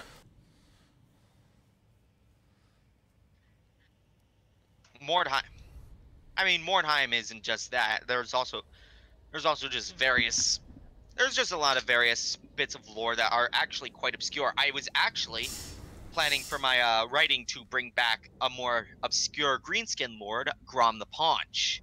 Oh? Unfortunately, turns out that he's dead. He was actually killed by a high elf who took his remains after chopping them up and fed them to a magical furnace. Oh, those high elves. Such salty losers. Or winners, for this matter. Yeah, they were the big winners. I mean, Greenskins invaded Ulthuan, you better expect to get your ass kicked. Oh, you never know. I mean, look at Tolkien's high elves. They don't do very well. I always think it's amusing how, Tolkien has the two different groups of elves, principally, the two big elf kingdoms. The high elves kind of fall out of favor, but then you have the wood elves up in the north, and they're just like, everyone can fuck off. If you come bother us, we're gonna kill you. Much exactly what it's like in Warhammer, except in Warhammer, they aren't perfect. They aren't perfect and overpowered beings like the elves of Tolkien. In fact, the Aswad are very, very, I would actually say a little more corruptible than men because they are extremely arrogant and vain, and their emotions are quite literally mostly out of their control. In fact, Malekith has been brooding for millennia on the fact that he hasn't gotten the throne of Ulthuan yet, even though he was the son of Anarion, the first Phoenix King. That's one of the reasons I kind of want to play him, is because I'm very curious about his, I guess you could say that whole affair he has with he and his mother and all that nonsense that goes on there. There's a whole bunch of shit centered around that. I mean, they're dark elves. It's assumed that there's going to be fucked up shit, but what they do is a little bit more so fucked up. It's quite literally incest, and to be honest, the elves in Warhammer actually have to remain. They actually do. It is actually said that elves have to remain in almost constant sexual contact with one another in order to actually have a successful pregnancy. Otherwise, they could have a stillborn. So basically, whenever they're doing the deed, they have to be linked at the hip, or they are going to be in trouble. They have to keep on doing it for months at a time, if not years, and it's the reason why the elves as a race are on the decline. Elves seem to be doing just fine, but that's because their entire race is a bunch of murder incest hobos and pirates. Murder incest hobos. Oh my god, that's beautiful. It's exactly what they are. They are murder incest hobos. It's weird. Okay, so that group over there is going to do their thing. Let's pass a new... Where is it? Public order. There it is. Let's untaint this place, because holy shit is it tainted. I would assume that the River Mortis would have something to do with that, in all honesty, because, I mean, that shit was corrupted by Nagash centuries ago, if not millennia. Yeah, my bad. I mean, it could be a lot worse. Though, the biggest goal in the Eye of the Vortex campaign for... You ugly bastards, come back here. I wish to murder you. Come back here. Thank you. They don't want to. They're orcs. Why, they need to stop running away this instant. Cowards. That's a goblin's job. You don't take away the goblin's jobs. Alright. Oh, I've smashed both their armies, and their settlement is wide open. It's beautiful. That is beautiful. Time to crush something. Finally. God, these orcs have been on my nerves. Top notch, they're annoying even in Mortal Empires. When I was attempting to play the Tomb Kings campaign with minimum graphics, my computer was melting and I could not fight any battles. I had to auto-resolve everything. Jesus. I'm actually surprised this computer's holding up as well as it is. I mean, it's doing rather well, honestly. The loading times aren't taking too long, and the battles aren't melting my CPU. Is your what's your graphics card? That actually really helps with that. You know, I honestly have no idea. This is an emergency refurbished computer I bought for $600 after my last computer had milk spilled on it. And milk spilled on it? Excuse me, what? I was one of my principal drinks is milk, and I was drinking a glass of milk, and I accidentally knocked it over onto my keyboard, and everything went kaput. I wish that's what happened with my computer. I don't even know what happened to mine. It just stopped working, and the hard drive isn't even spinning up. So That sounds like the power supply to the hard drive went iffy. Not the power supply either. It still powers up just fine. It just doesn't actually recognize the hard drive and its content as being the hard drive and its content. Oh, so apparently horse archers can also be deployed forward. Wait, Yeah, skeleton horse archers can be deployed forward. would hope so, to be honest. Well, you were wondering if they had anyone else, and that's your answer. Yes, they do. Alright, Bird Brains, I want you over here on this flank, and when the enemy moves forward, you can have fun sodomizing their buttocks. Oh, that's lovely. And then the Casket of Rape can do its job very, very well. Yes, let's get my skeleton twits up here. Second line of skeleton twits right there. Unfortunately, I don't have a whole lot of archers. I need to actually build another building that'll let me have more archers. Casket of ominous portations. Let's do it over here. Actually, no, right here. Raised ground. You're good there. Cetra, where the hell are you? Casket of ominous portations. Well. Okay. Desert, though, is what I'm wondering. Are you guys like in an oasis or something? Cause Yeah, we are apparently. Although this doesn't look like where I was really at all. it doesn't. In fact, it's something that I've actually found very annoying with CA maps at times, where it'll just dump you in a location that isn't even remotely close to where you are. Yeah. Okay, Bird Brains, get over here and, peck their butt. By all means, have fun with their parts. Come on, you glorious bastards. There are archers to... Oh, Jesus. Horse archers, you're set on run away if they get too close to you. That is not running away if they get too close to you. That is, in fact, the opposite of running away. That's standing there and waiting. Yay! We can't do anything without commands. I'll give them a command. Bird Brains, get in there. Actually, hold on. Bird Brains, don't get in there. I want to try this death from above thing. Whee! That didn't work as well as I'd hoped. What, did it, miss? Yeah, I hit one of them hit. Okay. I mean, one is still decent, I suppose. Okay, cavalry, But... time to get in there and say hello, the French way. Retreat? Yeah, something like that. There we go. Oh, hello. Horse archers, you are dying. Oh, well. Oh, unit has been wiped out. There go my horse archers. Boo-hoo. Cry. Sadness. Alright, second line, advance, kill them, murder, slaughter, and otherwise make them ungone. Just be gone. Just make them regret existing. Pretty much. I'm gonna get a good look at these guys. What do you even look? You look you look very pleasant. Oh my, very pleasant indeed. I thought these things were skeletons, but no, they're actually desiccated. Stop. Yeah, the carrion still look desiccated, but they are, I think, still alive in lore. But either that or undead. I'm not entirely certain on carrion. It's a weird thing. Honestly, it's kind of to be completely frank, it's very hard for me to tell what anything is in terms of what is this? This is weapon damage. Where is it? Actually, I should have used some of those. Oh, unit has been wiped out. Oh no, my poor peoples. They've been slaughtered. Oh well, they're already dead. They'll come back eventually. You can just resurrect their corpses again. Much. Would you... Why is the unit of... There it goes. I was going to say, why is the unit of archers the only one that's not breaking? I love that feeling, don't you? Where it's just one unit of archers and it's just like, oh, come on, break already. You're sitting here like, just go away. Okay.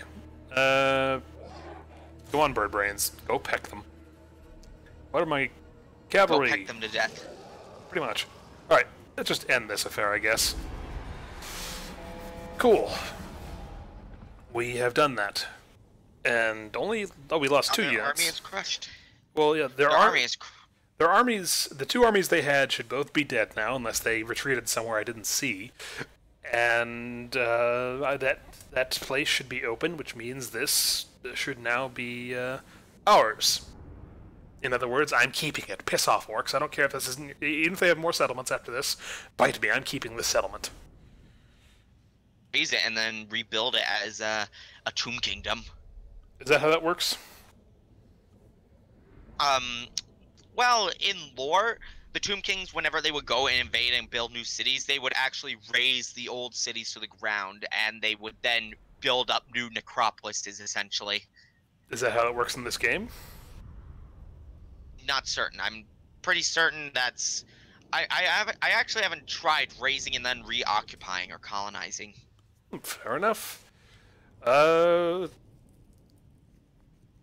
not believe that is the case. That'd be a Not fun. certain. That'd be a funny mechanic, though. Like raise it to the ground, rebuild it the next turn. You're good. Can do that, but it starts back at level 1. I don't know what level it's at right now. Honestly, I mean, all they've thrown at me has been, their boar boys and the savage orcs with archer boys. So it's like, I don't think it's that high a level. I mean, savage orcs are still... I think tier 2, I think. I'm not certain on that. Don't quote me on that. Well, in any case, I have either beaten the top knots back from my territory, or I've just wiped them out. I'm not sure which. Either one is a good outcome. No, there is still one more settlement, I believe, and... be good. Hmm. Actually, their capital. Well, I've taken back these parts at least. Hurrah. At least, it belongs back to its rightful owners. Greatest of kings, victory! So what is this? What's this? That gives me Catholic jars. Plunder the settlement.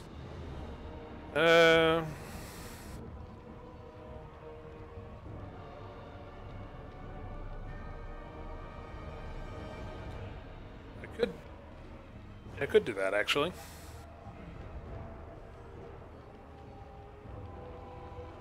Nehekara expands. So, you got any other questions on Tomb King's lore? Because they still have quite a bit of it. I went over just the basics. I feel like I should have raised this because now, it looks kind of ugly now. Ah, there's the capital. Submit to your king. All right. That's not gonna work. Lich priest. Way up there. It's over here. In that second... The hell are you? And you'll be able to conquer it easily. Easy peasy, lemon squeezy. Well, provided there's not another army up there. Look like it.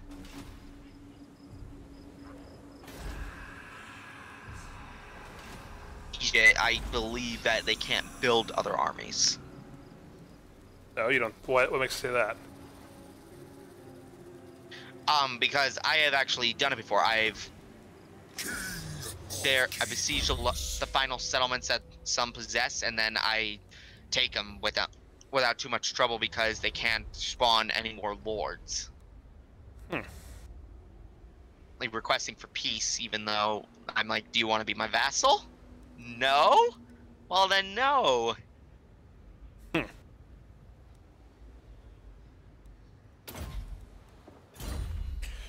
Okay, Cetra, you chill out there for now. I'm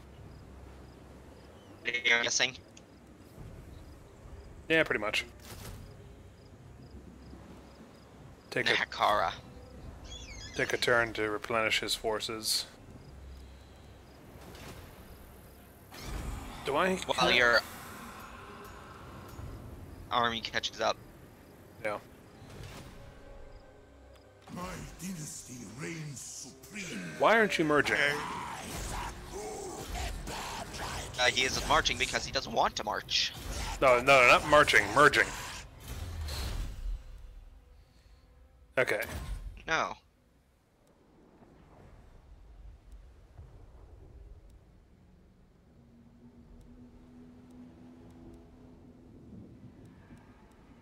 Alright, so there's that.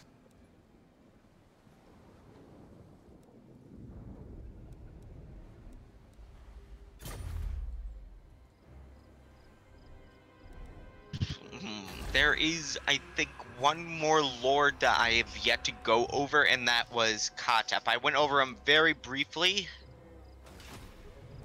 but I did not go over him in too much detail because exiled from Khemri. He's the one who woke Cetra up, correct? Woke Cetra when Tomb Kings originally woke and started fighting each other. Mm-hmm. Known as the Lich Lord, is the current Grand Hierophant of Khemri and the religious head of the mortuary cult's hierarchical council. Katep is the oldest and wisest of all the Lich priests, and the first member of their order to truly deny death's embrace, if not the ravages of time. He is ancient beyond memory, cadaverous, and hunched over as if he carries the weight of epochs upon his shoulders. Following the casting of Nagash's great ritual, civil war threatened to destroy Nehekhara. Katep therefore took it upon himself to restore order, and he broke the magical seals of the Great Pyramid of Khemri and woke the greatest of the Tomb Kings, Cetra. At the end of the mighty incantation, Cetra arose and smote any who opposed him. Before long, all heads Cetra, and though he sat once more upon the throne of Khemri, his wrath was great. Cetra was angry foremost with the mortuary cult, believing they had whispered lies about the extent of their powers. In his fury, he exiled Katep from Khemri and forbade him to set foot within any of the great cities until such a time he could fulfill the mortuary cult's ancient promise and reinstate the golden age of Nehekhara. Thus, Katep wanders the deserts in search of scrolls, inscriptions, and paths he believes will restore his beloved kingdom to its former glory. Welcome to my realm. What's he looking for? And anything that can help him to essentially restore the mortuary cult in Cetra's eyes by essentially reverting Nagash's spell and actually bringing them back to true eternal life. Surprised he hasn't become a vampire. No, he doesn't. No, I think he has worked with vampires before. Let me see. Takesh of Marak battled with the Lizardmen of the South. Their ferocity proved too great for his skeletal legions, as reptilian soldiers smashed through rank skins, and towering war statues were hewn by power. Marak stood on the brink of destruction. Then, through a whirling cloud of dust, a single figure appeared, and he intoned a single word that silenced the sorceries of the enemy. He then raised his copper staff, and across the battlefield, the broken bones of thousands of skeletons were whole again. The lizard men found themselves surrounded and outnumbered, and the sands were soon awash in their blood. Before King Takesh could greet the mysterious stranger, he had vanished back into the dust storm. This and 100 other such tales have been attributed to the great Hierophant Katep, the Lich Lord of Khemri. Essentially, he is best way I could describe him is that he is a vigilante Tomb King, because he is technically an enemy of the state, according to Cetra. Yet he still serves Nehekhara. In fact, I would actually consider him the anti-Arkan, because where Arkan would suck Nagash's dick off if he had one, just to make him smile, Katep would do the same with Cetra. That's fair. I mean, if one has one's loyalties, one would be inclined to see to it that their liege lord was taken care of. Katep, back in the end times, was actually he told Cetra about Nagash's resurrection, and Cetra's like, cool, but you're still so I'm afraid I'm going to have to kill you. And Katep just let it happen because he wasn't afraid. He wasn't afraid, and he felt that he had owed his promise to Cetra to something relevant to him. The laws of chivalry demand. I've got a bunch of French twats off my coast. What is this, the Crusades? Yes, we crusade for the lady. To be honest here, they're probably not. I'll be honest here, they might not attack ya. At least I hope. Well, considering like they only have one province and it's right there, I don't think they're going to bother me. Honestly, I'm more worried about the frickin' all these other Tomb Kings than I am about them. The other Tomb Kings, yeah, they're kind of being iffy. I mean, you could try and get Numas on your side. I've been trying. Their opinion of me is slowly improving.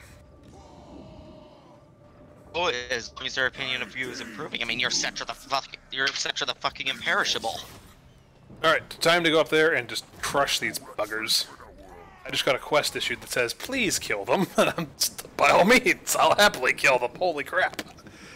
I've been trying to kill them. Please, kill them. Oh, I have a new right. What right is available? Immune to sandstorm attrition and Sandvale all armies. What's that? Do that unless you know for a fact that you're going to get butt raped by someone. Okay, I'll save that for now. What is that? Entomb Beneath the Sands. Tomb Beneath the Sands allows access to the global recruitment, and it gives access to Sandvale, I believe, which is an ability on the battlefield, though your forces cannot move while they are entombed beneath the sands. Fair enough. Alright, so this should be the last bit of this live stream. Go crush the orcs and call it quits. Hopefully you actually succeed. Well, I have 2 almost complete stacks here going up against these guys, so I think I'll be okay. One, he said... You might outnumber him.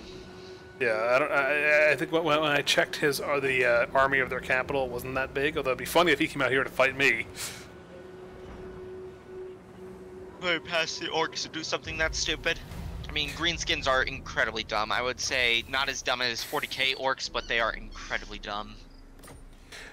That is fair. I fully grant they are, a bit silly. Okay, so I got that. I want to... Where is it? And they can literally take. I mean, they can literally take a pipe, believe it's a gun, and then they will fire bullets. Yeah. That's an actual thing for. I'd forgotten about that. What is this? Herald of the Sphinx. Grants Herald of the Sphinx to your faction. Okay, ignore those for now. Oh, you got something from the First Dynasty research. Nice. I have 3 things from the First Dynasty research so far. I'm thinking of doing the Second Dynasty and working on getting my archers and whatnot a little bit, my archers and my horsemen better. Personally, I would say start researching on the 4th Dynasty or the 5th Dynasty. I can't remember which one actually deals specifically with constructs. Both, I believe. Let me see. Well, no, Hero Titan units is 4th Dynasty. Tomb Guard and Hero Titans. Whereas 5th Dynasty is Skull Catapult and Casket of Souls. And Necropolis Knights. So it might be the 3rd Dynasty. So yeah. Let's see, what do we got? We got Carrion. That one uses Oh yeah, so there it is. Sepulchral Stalkers, Tomb Scorpions, and Carrion units. So you'd recommend?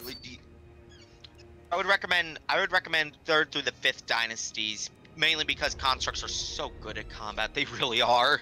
Fair enough. Tabletop rule for Sepulchral Stalkers, where they actually could, I think, roll number, but if they rolled and successfully rolled it, they could literally turn soldiers into sand. That'll do it. They're like basilisks, except instead of just petrifying people, they literally turn them into grains of sand that are blown away in the desert winds. My dynasty reigns supreme. Fate. Okay, let's see if I can pull this off appropriately. Cetra, you're there. Whatever your name is, Senekmet, come over here. Senutaman, I believe it is. Yeah, Senaton. The enemy city is fortified, my lord. Weapons will It's hard to be needed pronounce them. bring In down fact, the I walls. actually used to have a Prepare lot of your trouble warriors pronouncing for the Bretonian long names because, Arise, you know, my legion. French Rise! pronunciations. Okay, I think I need to bring Cetra up here because Cetra has the shotgun. There we go. The casket of rape. Yeah. Let I'm not us. certain if that will actually. Ooh, you might have to spend a turn there actually building up your. No, the casket lets me assault. It's one of its qualities. It's a siege unit. We'll see how well it does. Worst comes to worst, I concede defeat and continue the siege. Those.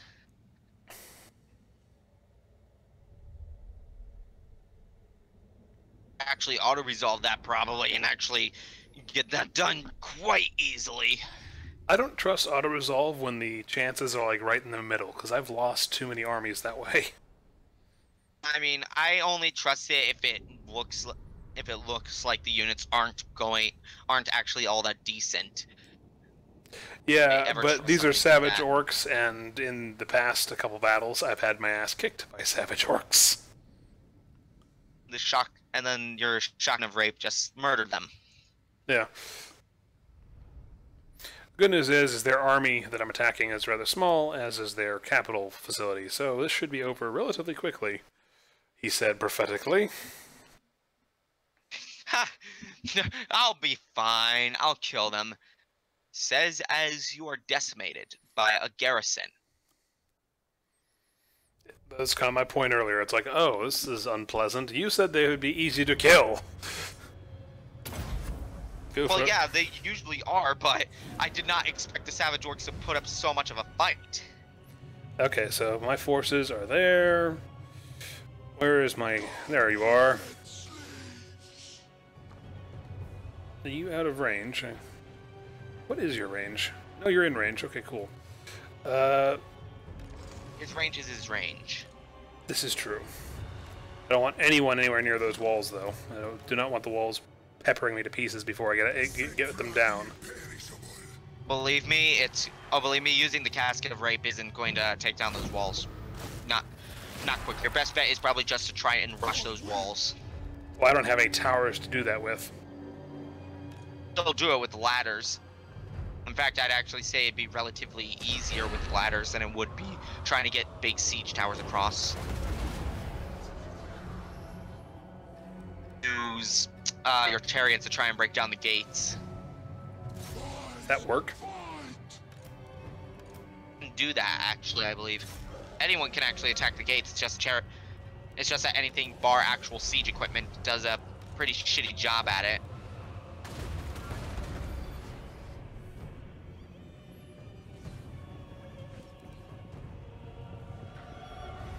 Go, chariots! Draw fire! Hello, the rest of my army. Where are you guys gonna stop? I'm already watching the balance of power shift way into your favor. Well, that's because my reinforcements are popping up. Alright, skeletal bozos. Scale them walls. More skeletal bozos. Scale more walls.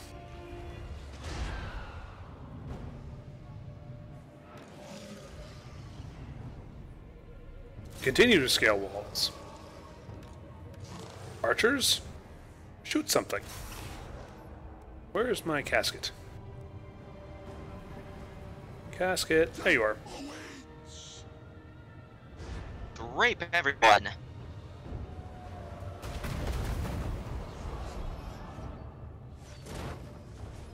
Hit this. That's a lot of units. Smack it. Smack it good. Burn out. And touch this.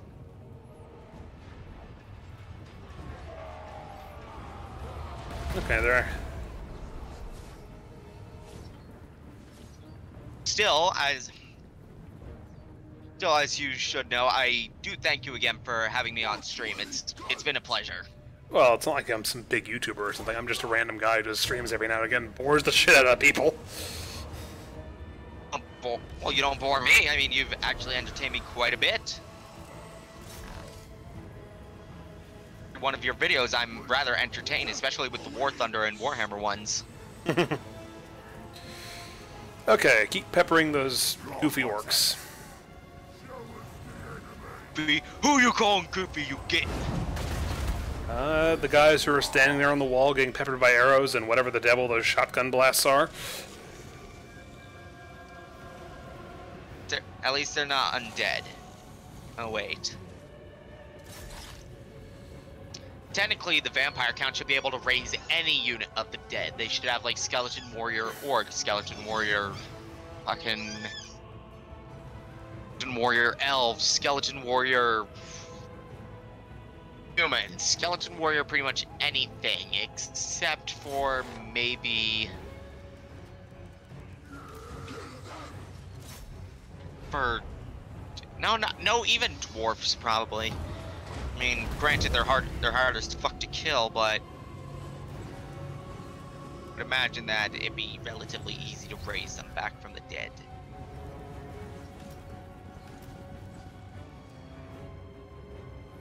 Now, where is everybody? What is everyone doing? You guys are all back here. All of you. Come on.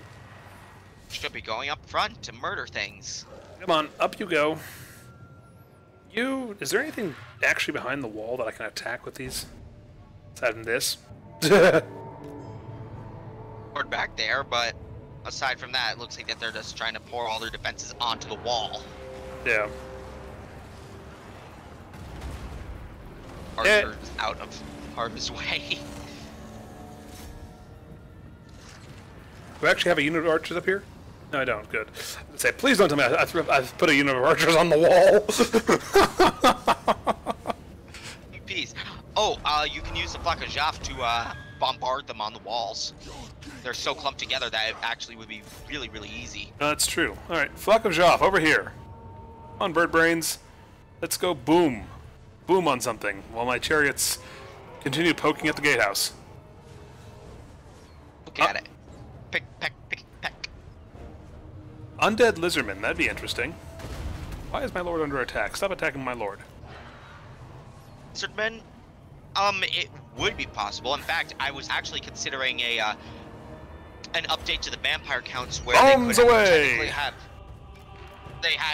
where they would have a lot of varieties of vampire undead skeleton warriors, undead lizardmen, undead, pretty much anything except for using Tomb King undead, because, you know, protected by the Realm of Souls and by, well, their other Tomb Kings. Yeah.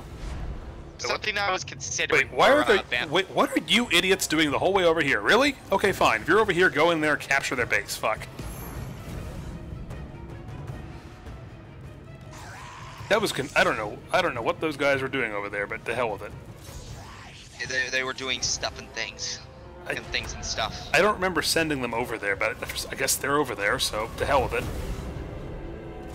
Rest in peace.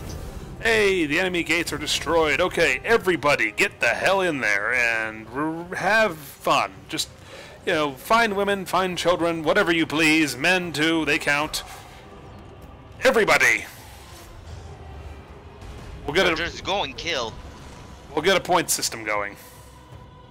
Oh, you got the third tier of the Realm of Souls. You can spawn the Ushabti into the capture point. I already have my infantry moving over there, so I'm good.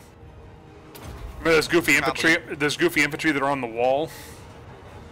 They're on the far side of the wall. They're now up there doing that. Ushabti are now going to come over here and play smacky smacky with their lord. That's great. Just hey, you want? Oh wow, that Casket of Rape is actually doing quite a lot of damage. Yep, it's out of ammo though. Ooh, you could use that. You could use that Lich Priest with the to Spirit Leech his lord, and you could use Cetra to start buffing your own units with the Lore of Nehekara. Yeah, he's in range now. Cetra, where are you? There you are. You can't use those. Why not? Oh, you're climbing. Stop climbing. That explains it. He's climbing. Climbing. Yeah, sure. That's a reason. Yeah, I'm climbing. I can't concentrate on my spells right now. Sure. Well, Actually, no. All things considered, the winds of magic are actually very fickle, and one wrong move could actually result in Cetra quite literally being exploded. well, we now have the capture point is ours, which I think is why their army is starting to crumble. Oh wow, wow! They're like, hey, wait a minute. What?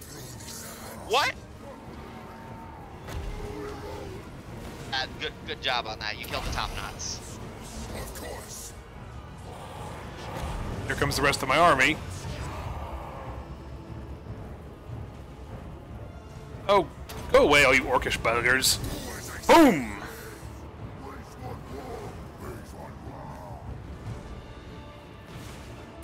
Still real good. But like, There we go. We have won. All the orcs after that, you are. can push it. All the orcs are now fleeing in terror from the undead. Go on. I mean, normally they wouldn't because orcs are just that stubborn. Oh wow, that explosion though. To do it. That ought to do it. Yeah, they're broke. There they go. Writing, I've actually considered updating the undead to include pretty much undead from everywhere. Not just human undead, but also lizard undead, elven undead. The only ones that I don't think would actually be able to do that are White Kings. What are White Kings? Towns have whites, otherwise known as Graveguard. Whites are essentially, you know what the Barrow Wights are in water, right? Yeah. That's essentially what the whites are here. Graveguard are essentially spirits with better combat efficiency, and they are just better combatants in general. Granted, not by much, because I mean, a vampire is exerting its will over a husk instead of something like a Tomb King Tomb Guard, which actually has its own will.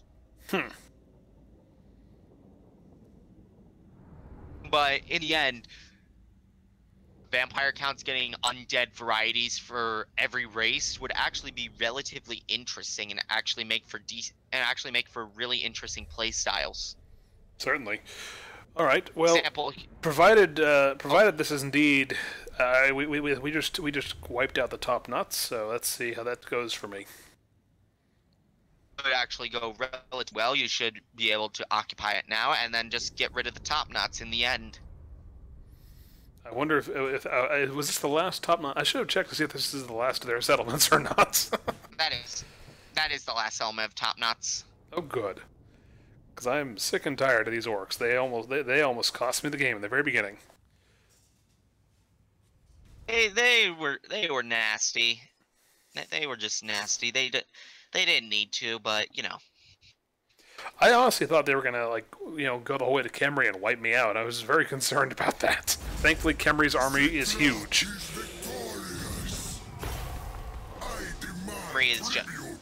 Khemri is the grandest city of the Tomb Kings. I would hope that their army is huge. Okay, there we go. The realm of souls fills with my foes.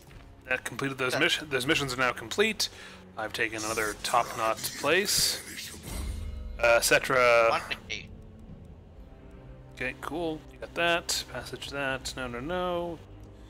Oh, what spell do I want to learn this time? Climbing, cannot use climbing. Extended effect duration, physical resistance. Let's start buffing your actual army. You. Other Tomb King, who I didn't really want, but who I had to use because there were no other options. Everyone else got wiped out. I didn't really want you. Sorry. Oh, it's true. He was like my. I think he was my second or third choice, and it's like the first two choices all got killed. Talking about Nagash or Nakara. It's like, oh no, I'm in so much trouble. Hey, look, it's Amen to Common. You're right. There he is.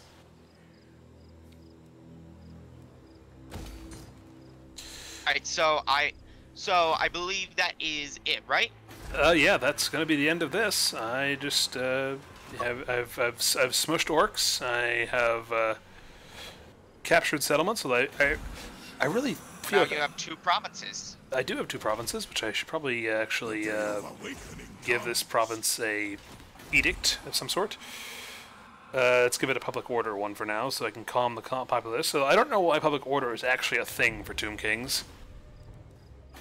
But I actually did have an idea. It should actually be for Tomb Kings mainly to how you taxes should be maintained by how your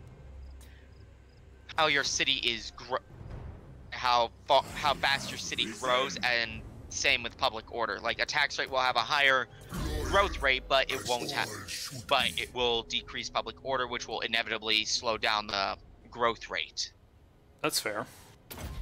Interesting way to look at it for the Tomb Kings, because as said, they are the undead, and most of them don't even they don't even remember who they once were.